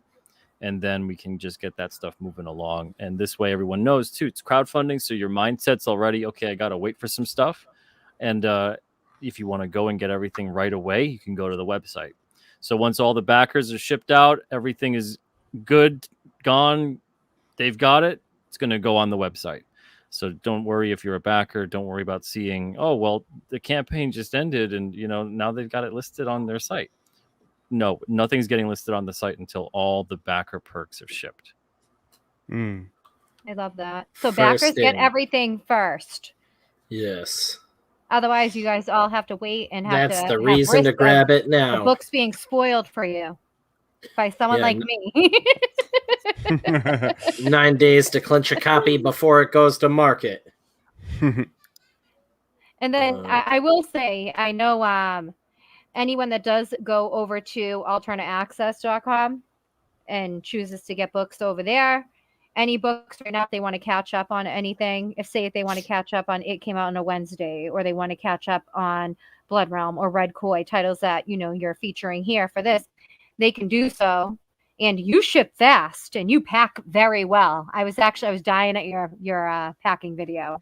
That was funny when you do the weight and everything on it. It's like, insane, you know, all these that's what they places do at UPS. And the thing is too, it's not just, it's always funny to me when I see a lot of the comic shops too that complain about how the packages arrive, because most of the dinged and dented that we have was from trade-ins from comic shops, because they didn't pack them right. They just shipped them in a box and just called it a day. And then they arrived here destroyed. And I'm like, you're a comic shop. You're sending this back to us and you want credit. You want either money credit or book credit. Wow. And they're destroyed. And I'm telling you, look, you packed them and they're horrible. They're all over the place. They're destroyed. Oh, well, we packed it really well. I'm like, this isn't really well. If they were really well, it wouldn't be destroyed. So it's really funny to me when the whole industry has its head up its ass. I'm so tired of it. There's maybe 10% of shops out there that are great shops.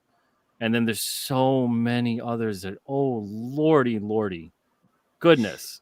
So we don't do anything like that. We pack everything great. And then if it doesn't arrive to you in great shape because of the fact that maybe the post office had a little too much fun with it, let me know. Take a picture of the box. I want to see the damage, and I want to see the damage of the issue. And it's not because I don't believe you.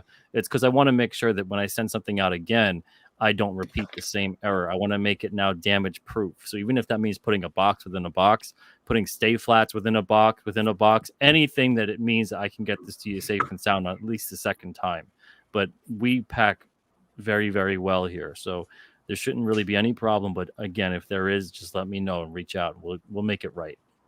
Yeah, there's anomalies where it happens, but it's crazy to see it happening all the time now with all sorts of comic shipments. You know what I love most about Alterna? It's because everyone here is so genuine. I feel like you all are just so genuine and so passionate. And Peter, you're just a good guy. Like, you are just, I can't say a bad thing about you from any interaction. Did you miss the whole thing I just said about comic shops? You know what? Here's the thing. I'm not biased because I see things from all points of view. There's some very, very good ones out there. There are good ones. There are bad ones. There are good owners. There are bad owners. And there's still no other retail vibe like walking into a comic book shop. You know, I can't hate shops. I can hate some of the things that they do. There are some things that I don't agree with, you know. But unfortunately, sometimes it's not my money, so there's nothing I can do about certain things. But if I had my own shop, I know what I would be doing. So I can't say anything. And shops are the reason how I got into comics. So, but I mean, long term, it looks like the Indiegogos are really what's winning. I mean, you're cutting out in the middleman completely. Well, yeah, that's something else that we're comparing this specifically with is with Diamond previews. If we put this same thing through previews, there's no way on earth we'd raise the same amount of money. Even if I isolated the books alone, we've made, I think, out of the 16,300 or so that's on the campaign so far, it's about $10,000 to $11,000 towards the books. There's no way on earth through Diamond that money gets raised. It just doesn't. Wow. We never had a purchase order that high through Diamond that was 10. That's incredible, man. So it's just that this equivalent 16,000 is like selling $45,000 worth of books through Diamond, which is a massive amount of books for that is insane. So it says a lot. And the thing is that a lot of people want to say, oh, Alterna is an outlier, this and that, or whatever. Maybe in some ways, yes, but in many ways, no. I think every publisher could do this. Every publisher could have massive success outside of the traditional system that we're looking at. And if Diamond is smart, if they really want to be innovative, which is like, ha ha ha, good joke, they would go and look and start considering crowdfunding fulfillment and turning Previews World into kind of like a crowdfunding site where you can go on there, purchase stuff, see the bar raise, see how many units are selling, have a ship to store feature across the board. And you know what, though? They'll never do that because there's too much transparency, and this industry hates transparency. Yep. So that's the whole thing we're doing here. You know, the industry is the industry is crazy, and well, it's everybody trying to like sap blood from a stone. It's yes, and it's there's so much I want to say, but I can't say right now. but I've discussed things with Spencer like off air. Right now, this month, I can't really discuss much, but I will say people do not understand like the ordering process. I mean, obviously you do, Peter, having to have had Yeah, books through Diamond, and unbelievably antiquated and complicated, and they BS. don't need to make it that way. You know, comics are looking for, and I say comics in general. I don't really include myself or Alterna in this conversation anymore, but many people still do. Good for them, whatever. But the thing is that comics in general, the business of, it's desperately finding that it's having a very hard time trying to maintain and find a new audience. And the biggest reason why is because you don't see comics anywhere. And when you do, they're a massive pain in the ass to order. So all you got to do is try to say, oh, well, what year is it? Oh, it's 2021. What's the largest retailer on the planet? Oh, it's on the internet. It's because it's easy and convenient. Boom, click, done. Most stores have ship-to-store features. If Diamond wants to operate as kind of like a silent headquarters of the entire comic industry, which is what they really do, they need to then tool their system to have that incorporated. And they've been talking about doing ship-to-store for a while. They're kind of starting to roll out previews, pull box, and things like that, but it's still very small. It's very buggy. And by the time it probably gets up and running completely full, who knows what the hell the comic industry is going to look like. People can't keep waiting for that long. This is stuff that they should have saw immediately, as soon as crowdfunding was on the rise, as soon as the first very successful comic crowdfunder ever occurred. Diamond should have said, that is our biggest competition. Our biggest competition is crowdfunding, because it eliminates both middlemen, the retailer and the distributor. My shop owner said that crowdfunding, that he does not feel that he has like competition with comic shops. But he said his only competition right now is crowdfunding. He can't beat crowdfunding numbers in no way, shape, or form. Crowdfunding, like, it cuts out the middleman. It does everything. And if he was able to crowdfund, he would crowdfund too. He said crowdfunding is the future, and it's the smartest way to go. Spencer, no. Yeah, all right. Don't go there. I'm just saying this is just what I was told. You know? Don't let me gut the stupidity of the industry. Yeah, there's a lot of antiquated nonsense, and like I think on the publisher side, like, bigger publishers don't realize how much money they're just throwing away to guys like Diamond, not doing their own distribution. Even if something like Image were to cut out Diamond altogether and just hire a small team of people that do what Peter does with Alterna to handle their shipping and distribution to shops, they would save so much money and make way more money for creators. And if they were really about creators and making people money and giving them a sustainable, like, career in this field, they would do that. But it's not. Image is just something where they know they're going to make their money at the end of the day, because the contract is literally made up to even where if the thing goes belly up, they're all right at the end of the day. Yeah, the big publishers have enabled Diamond to be the way Diamond is. They've enabled the distribution system to be what it is. The big publishers are just, that's the way it is. That's why I say it's like battered woman syndrome, and the only thing to do is to get out of it. You will see too. You will see first printings, second printings, and third printings of books that don't sell. Oh, yeah. Okay. You will see it. And someone was saying online, oh, they don't make a second printing unless the first printing sells. No, they print them simultaneously. That's not always true. They run the presses with that's different not covers. Always true. Damn. Thank you. So, I mean. Dang. Why? Because sometimes they expect a title to be a bigger hit than what it actually is and how it's received by the audience. Is it because it creates a false collector's market? It makes a title look more desirable and like it's selling better than it actually didn't is. We try that already? Oh no! It also props up a bunch of financial bullshit that I don't really want to get into again. But people don't really understand that comics is kind of used like a loss leader for these big companies. So they can absolutely fucking tank it, overprint a bunch of books, never make any money, and basically at the end of the year write it off with all the movie shit they do. They're completely fine.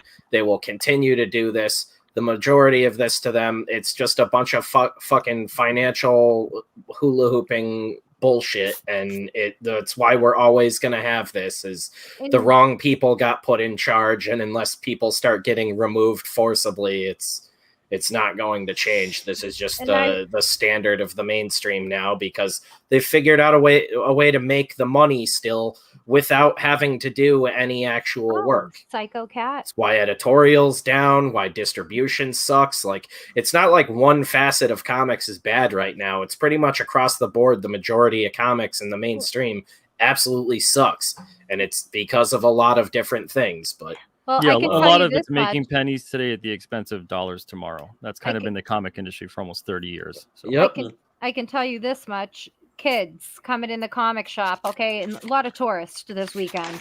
You know, I'm back just for October, you know, unless it's a show. I don't really, you know, I go to work either shop at the show and I'm back in the store October.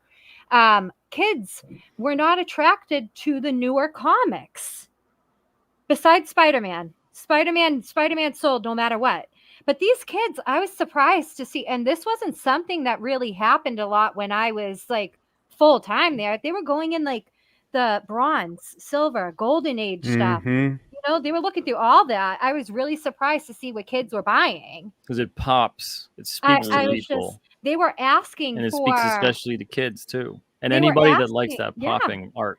They were asking for certain things. Like I didn't think kids were going to come up and ask me for the books that they were asking me for. It was insane to me, and I was like, "Wow, you're going to read some Chris Claremont books?" Like, all right. I have tons of friends who are parents who don't even want their kids reading the kind of stuff that's coming out today. Like, when I'm consciously thinking about what I'm writing, and I'm like, oh, I don't want to like adulterate what Voidwalker and Can't Kill Cade are to make them like an all ages kids series. But I consciously think like, oh, I should start doing something more all ages for the superhero stuff. I'm not like, oh, how do I force all of these crazy, weird adult themes that kids shouldn't be dealing with right now into X-Men and all this other crap. I can't keep up with it anymore. It annoys me that I'm like, man, what happened to just like Wolverine's gonna fight Sabretooth this month? Like, I love that issue. Well, the thing is, though, is that the comics have always had deeper themes. They've always had sometimes very intense themes, but the way they were handled was very different.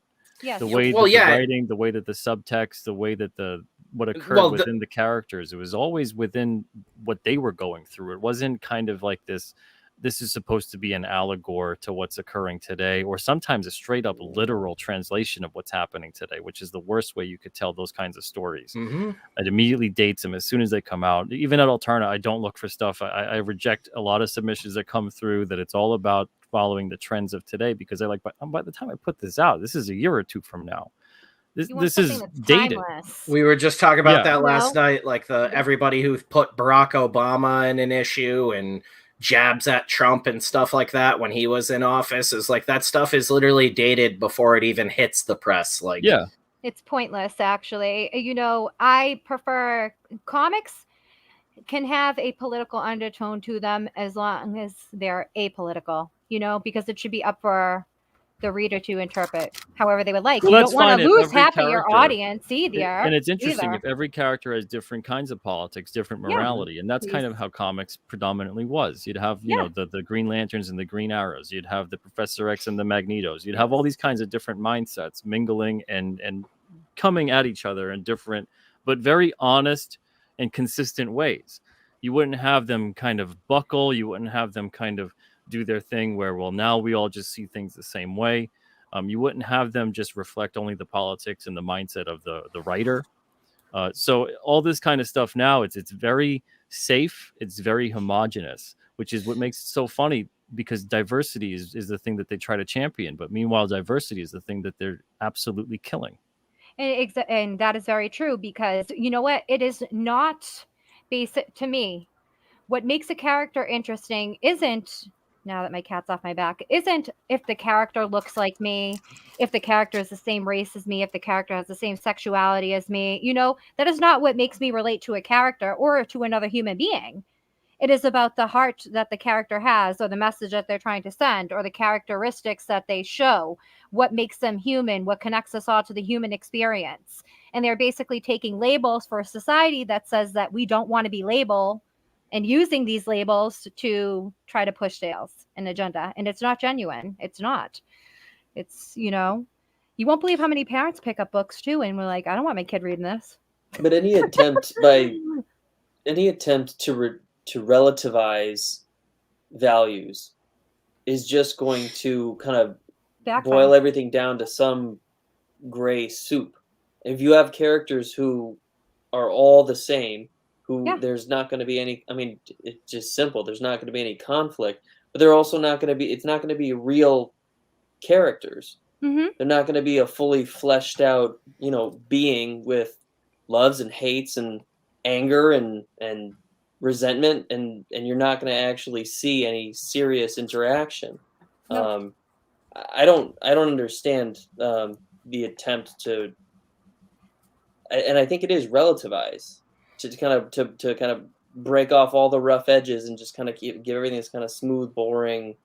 Yeah, well, that's because the bigger companies are now predominantly chasing Hollywood money. And Hollywood money is it dictates what's happening right now in terms of the homogenization of everything, because everything in Hollywood, in current modern Hollywood, is all about risk management.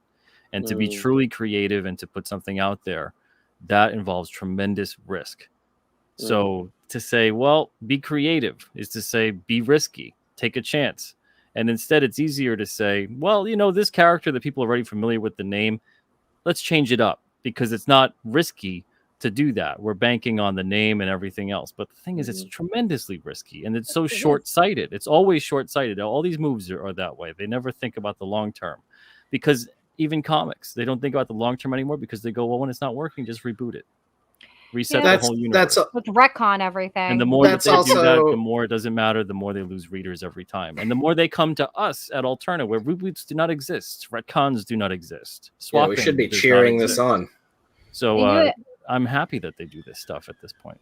And that's why Alterna is having the success that it is having, and will have continued success, because you're not doing any of those things. Yeah, and if anyone's out there and they're enjoying what's happening right now in comics, they're enjoying the mainstream corporate comics, good, fine. It's keep good enjoying them. Yeah. Please keep buying them. They need you. If you don't like what's happening and you miss the storytelling of old, you miss stuff that has complexity to it and layers, come to Alterna. Lots of great stuff here. Yes. Seek out the indies. That's the thing too. I've said it before, where like relatability in writing is a really dangerous word, and I even struggle to articulate what I mean by it sometimes. And that's like the corporate idea of what relatability in a character is now is more like palatability, like how easy is this to ingest for like a gigantic audience.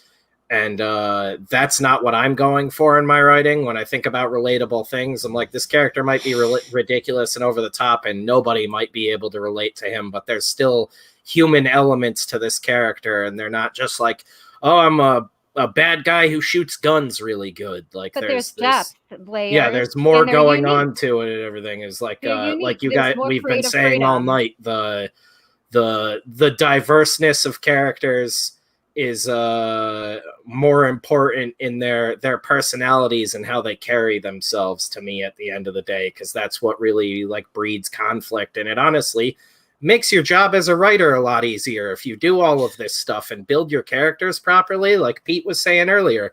Then you just drop your characters in this situation, and if you're a good enough writer, you know how those characters are going to react in this, and eventually you haven't reduced them to an abstraction. Yeah, you know? And you learn how they bounce off of different characters, and then all of a sudden you find these beautiful moments that you never would have thought of, because I'm like, oh, what happens if Voidwalker and Cade get into a room together? What's that like? And I get to explore all these different things. It might not turn into an issue or something, but it at least gets my mind going and gets me thinking about things. And it's the focus now is like it's been said a bunch tonight, but that flash moment and everything, and people forget that comics, like not like actual event comics, but comics used to be an event in general, where you would get an issue, you would see that cover, and it's like, you know, like I said before, Wolverine and Sabretooth facing off, and you're like, holy crap, it's finally going down, but it didn't spoil the story for you. It's like, now we got gay Superman, and it's going to be like big gay Superman's big gay issue. And it's like, okay, we know what's going on now. Like it was spoiled in a news article this week. So it's like, whether you agree with it or not, that's the worst fucking marketing for a comic book ever. Hey, let us tell you the big fucking story you were supposed to pay to read next month. Yeah. And that's a symptom of the pre-order pandemic. Yeah, we freak out about all the wrong things in comics now. As it's like, how about the fact that journalists just read the book weeks ahead of time and murder it in a fucking headline for us? It was like, there's something else that I noticed as well too. There is more writing that covers up art. So the writing, that's like the editorial sucking at their job. That's what I'm saying. So the editorial, like, long gone are the days of people like Jim Shooter, you know. But basically, there's all this writing, and it's repetitive stuff over and over and over again.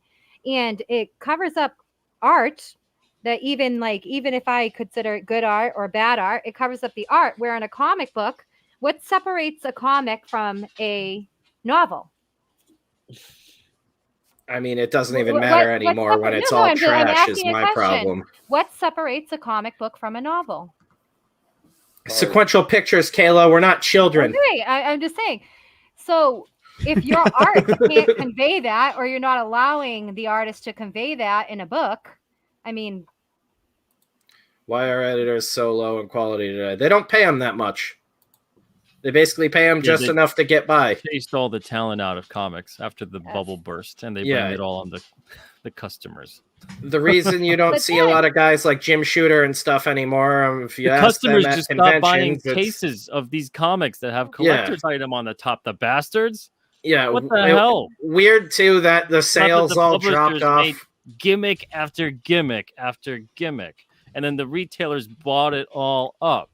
No, then at the end of the whole thing, it's the collector bubble burst. The collectors did it. Yeah. The customer did it. Oh, okay. Interesting. That's a very interesting take to blame your customers for your failure at putting out a product. We started printing millions of every book because of the image boom and thought that would be a sustainable idea forever. And then we stopped putting them on newsstands and all these other crazy decisions. And there was no correlation between all of a sudden books not being readily available everywhere and books not selling. That had nothing to do with each other. They got desperate. Image came on the scene. That's a big talent. They got desperate. The big publishers, they started doing crazy things like break Batman, kill Superman, rip out adamantium from Wolverine, et cetera, et cetera. Everybody drinks blood now. You know, and they did that to try to maintain their market share. So they got Wasn't that Batman a vampire and all that too? Go back. Yeah, I grew up on all of that, man. That was just insane. And all of these things, all of these stories, it's so funny. They could have done it all. Just make it like an Elseworlds. Just make it something that's not in continuity. This way you never have to actually change and shape your whole universe over again and make all these weird, drastic decisions based on trying to compete with a fledgling publisher at the time, which is what had occurred with Image. It's the most insane thing to look back at the 30 years of comics. We didn't come to this point in the past 5 years or 2 years or whatever. This is a 30 to 40 year development. And for people to think that it just happened overnight or that it's just the result of whatever. No, this is every single thing. There's a whole ripple effect that's happened for a long time now. And Hollywood was a major catalyst in terms of scooping this stuff up. Publishers bent the knee. And then they said, okay, well, we're now just a subdivision of a larger entertainment company, and we just got to crank out that IP and make sure that we keep the big beast of Hollywood happy.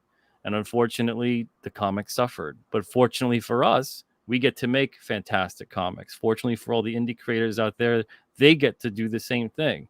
So we're seeing a new golden age. I'm really, really certain of that. We're seeing a new golden age of creativity that doesn't exist at the corporate comic side, that exists in the indie comic side. And this is a ground up thing. This is literally like getting in at Marvel in the early 60s. This is getting that first issue of Action Comics. This is all that kind of stuff when that stuff was happening, when Marvel was like 3 or 4 people for like a couple of years. And they just were like flying at the seat of their pants, making whatever they could make that just excited people and got them to read something. This is kind of like what's going on right now. And only it's better than that because it's directly to the reader. I love where comics are at now in terms of the medium, But in terms of the industry side of it, I don't even consider myself a part of that anymore. It's something that I'm glad that we're out of it. I'm glad that we're out of that system, the comic book industrial complex, and we're doing our own thing.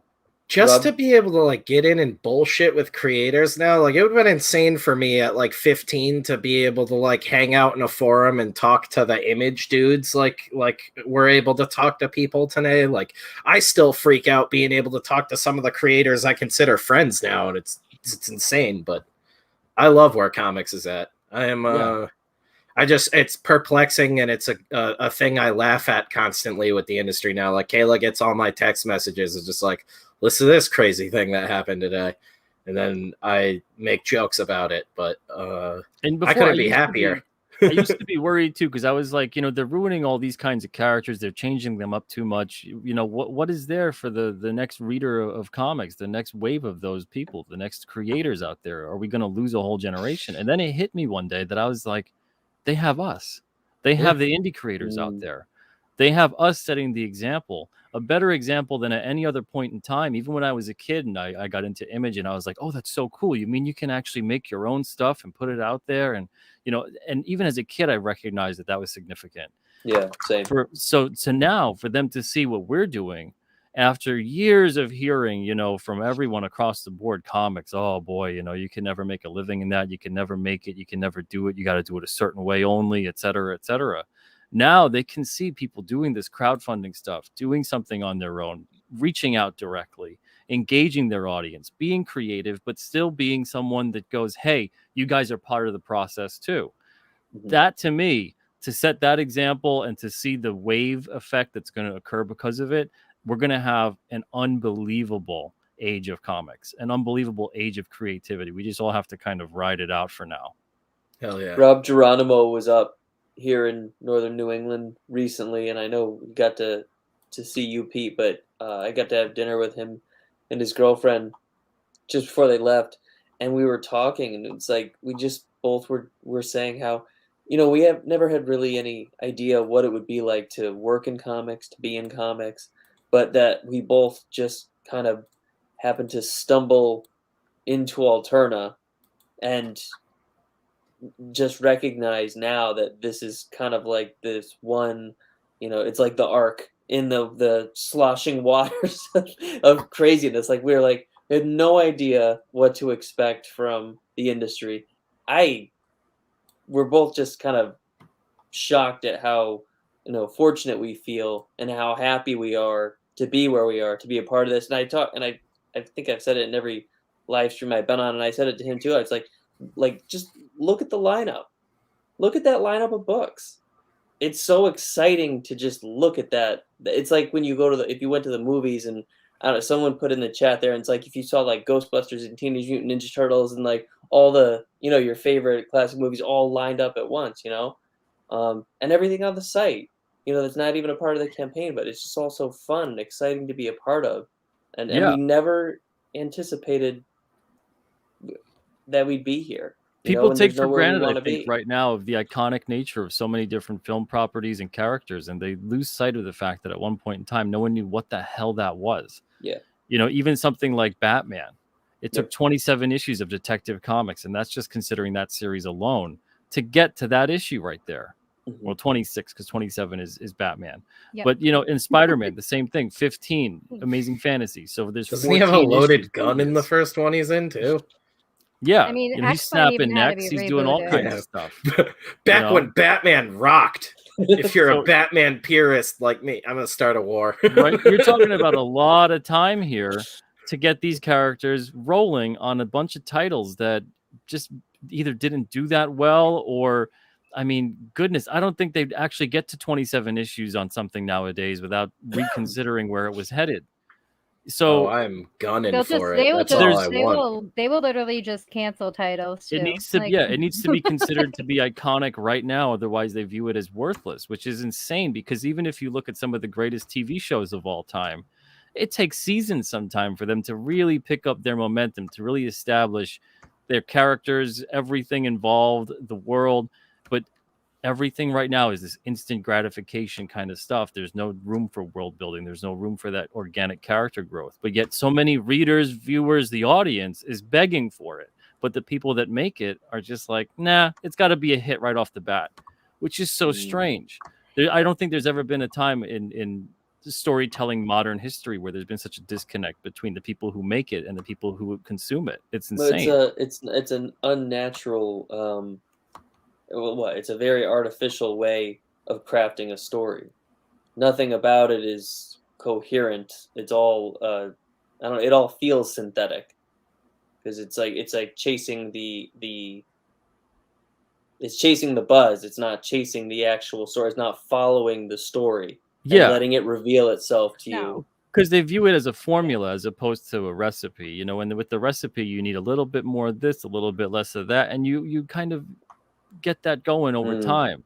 But it's not a math equation. It's not a formula. It's not a perfect science. So you can't allow these kinds of things to grow in this environment and expect them to be this perfect result without realizing that every now and then you're going to have something falter. You're going to have something that doesn't really work out that great. But then when they do things like this and then they say it's in the name of representation or some morality or some higher issue or social justice or whatever they may be, it's like, yeah, watch how fast that flies out the window when that doesn't sell. Their representation goes out the window. They don't care. It's not about representation. It's about chasing money. It's about chasing an audience. It's about all that stuff. Every single thing is follow the money. And I don't even think they're even chasing an audience. I don't know what the audience is that they're chasing. They're looking for the audience. Like, the audience is Hollywood. It's about making IP and about removing that IP, making it further and further away from the actual classic, iconic creators that created these things, and moving it away from their estates. So you can't have a Ditko estate sue. You can't have a Lee estate sue. What's going on with Superman? Yeah. So if you take these things further and further and further away, and just say, oh, well, this is so derivative at this point, you know, and then you throw even bigger lawyer dollars at it and forget it. Now they don't stand a chance. They're not going to get any piece of the pie. That's actually really sad. And I think that's why you don't say. No, it's very sad. It's very sad. And that's almost why like the creator of Ghost Rider dying with nothing because they decided instead to make a new Ghost Rider that year. Well, what I was saying is that's why I feel really good when I back indies, because I feel like, you know, most of these people that are creating all these Indiegogos and everything, everyone owns their own IP. Yeah. They die clutching your money. That's one thing I always ask everybody is the importance of owning your own IP. Why wouldn't there are people like, I don't understand why someone would not want to own their own IP. I'm with Pete. I thought that the fact that Todd McFarlane owned Spawn was the coolest thing ever as a child. And like nobody else cared. But I was like, I didn't know who owned Batman, but I knew who owned Spawn. And seeing those corny intros, he always made a big deal about it. He's like, this is my guy. I was like, cool. All right. You ever seen those, Tyler? The intros to the HBO animated series with Todd? They were the best. Oh, yeah. It's like, hi, I'm Todd McFarlane. It was kind of like the R.L. Stine Goosebumps intro. Dude, I loved it. Exactly. Like, we pulled them up on here a while back because it was just like... Todd's inking that same panel. He's like, man, I'm almost there. Yeah, it's like Todd McFarlane's Factor Fiction, and he's just inking comics and being corny Todd McFarlane. And it's just like, hey like you said, you know exactly who... Yeah. And you came back. I'm Todd McFarlane, creator of Spawn. If you could come back and save your wife... Like, why do you sound like that? He sounds like a Muppet. He kind of sounds a little Kermity, yeah. Yeah, bit. It's that spectrum. Those Canadians, man. But like always one of my favorites. A huge inspiration on my work, and that was so big seeing that because I was not supposed to be watching that HBO show when I did. No. As a small child, I think in like 99, and I was like, oh my God, this is insane.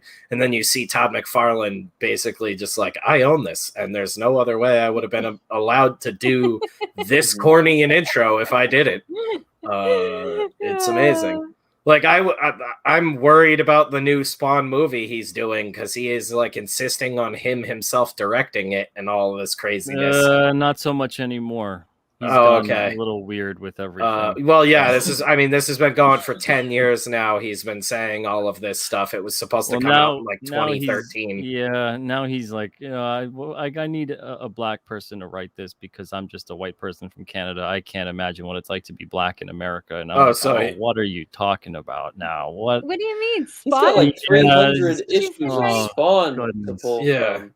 Like, that's what I mean, though. I am so confused by all this can't write stuff. the movie, I don't know but if it's because it's Hollywood, though. It's bending the knee to Hollywood. Yeah, Hollywood. That's that performative nonsense, though. Like people right now talking. There was some big thing today with Netflix where everybody's like, nobody watched Netflix on this day, but it's like we're still going to be subscribed to them and pay them money. We're just all going to boycott watching it for a day, as if that does something to it. It's like, you guys are completely missing the mark at all times with this like performative bullshit of like, okay, I'm too white to write my own property now, but I'm still going to write my own property just in a different field. Like, that's insane to me. I don't know how any of this tracks with anybody. I feel like nobody writes anything down on paper and then reads it like out loud to themselves. No, there's been a lack of consistency and there's been a hypocrisy in the entertainment industry for a while now.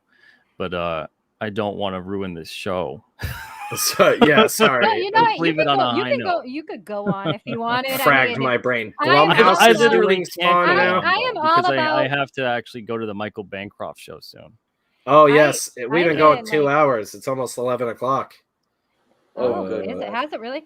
I know. I've been hitting up 1,000 We're way past Tyler's bedtime. So far past my bedtime. I'm a morning David's guy. like, I didn't talk enough. Tyler, give me 10 minutes. I'll be there, buddy. I'll tuck you in. Okay. I'm just here for support. I'm here to hang out. David's like, I didn't sign up for this shit, man. I didn't sign up for. They're talking shit about McFarlane. I didn't sign up for this, man. I didn't sign up for any of this. Yeah, Todd's my uncle.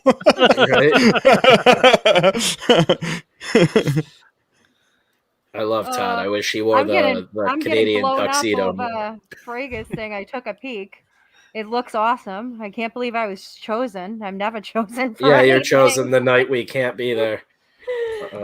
Fantastic. But I'm happy to be here. I'm here with all of my group of people. I'm here. I got Peter on here. I got Tyler here. Ryan appeared. You're on screen for once. You came out like Jesus. I wasn't expecting I'm on screen all the time. Not when I stream. I got you to talk about your books. Jesus. You guys help me out too. I think I have a plan. I think I know what I want to do to fix that page. I think it's going to be good. Nice. I was appreciative. We got a backer. Tyler. What's that? I knew you could do it. Yeah. Thanks, boss. We all believed in you. It's like, because if you don't do it. Don't you forget about me. That book never comes out if you don't finish that one panel.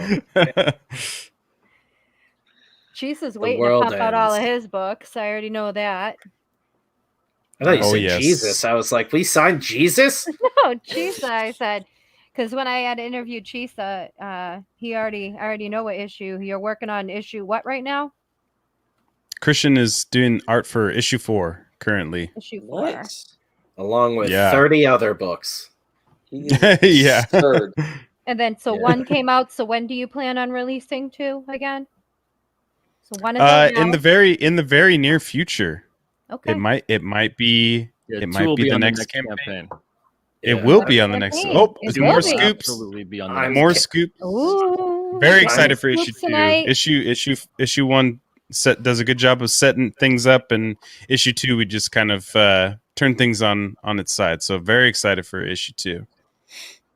I'm convinced Christian isn't coming on streams because he might be an actual robot. Given how consistently awesome his work is and how much he's producing, some sort of Argentinian death machine built for making comic books. Yeah, there's just like 12 of him. What's that movie? Is like Multiplicity or something? Oh yeah, with Michael Keaton. Yeah, it's the Argentinian reboot. I like The Sixth Day with Arnold Schwarzenegger. Pizza in his wallet.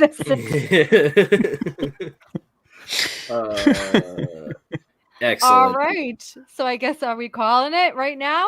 We gotta probably crash. should if these guys got to Good get out of time here. as Yeah, any. you gotta get the day Right. off. So, Thank you right, all for everybody. coming and hanging out. Oh, Thanks you for having holding us. that Thanks for having us. show. I was going to say really Thanks for quick, we coming got a on, backer. guys. And All right. back the campaign. You have 9 days left to do so. And check out Alterna Access online. Have a great night, guys. Good night, Yeah. everyone. Thank you guys so much. Bye-bye. Everybody in the chat. Bye-bye. Thank you. Right? Take it easy.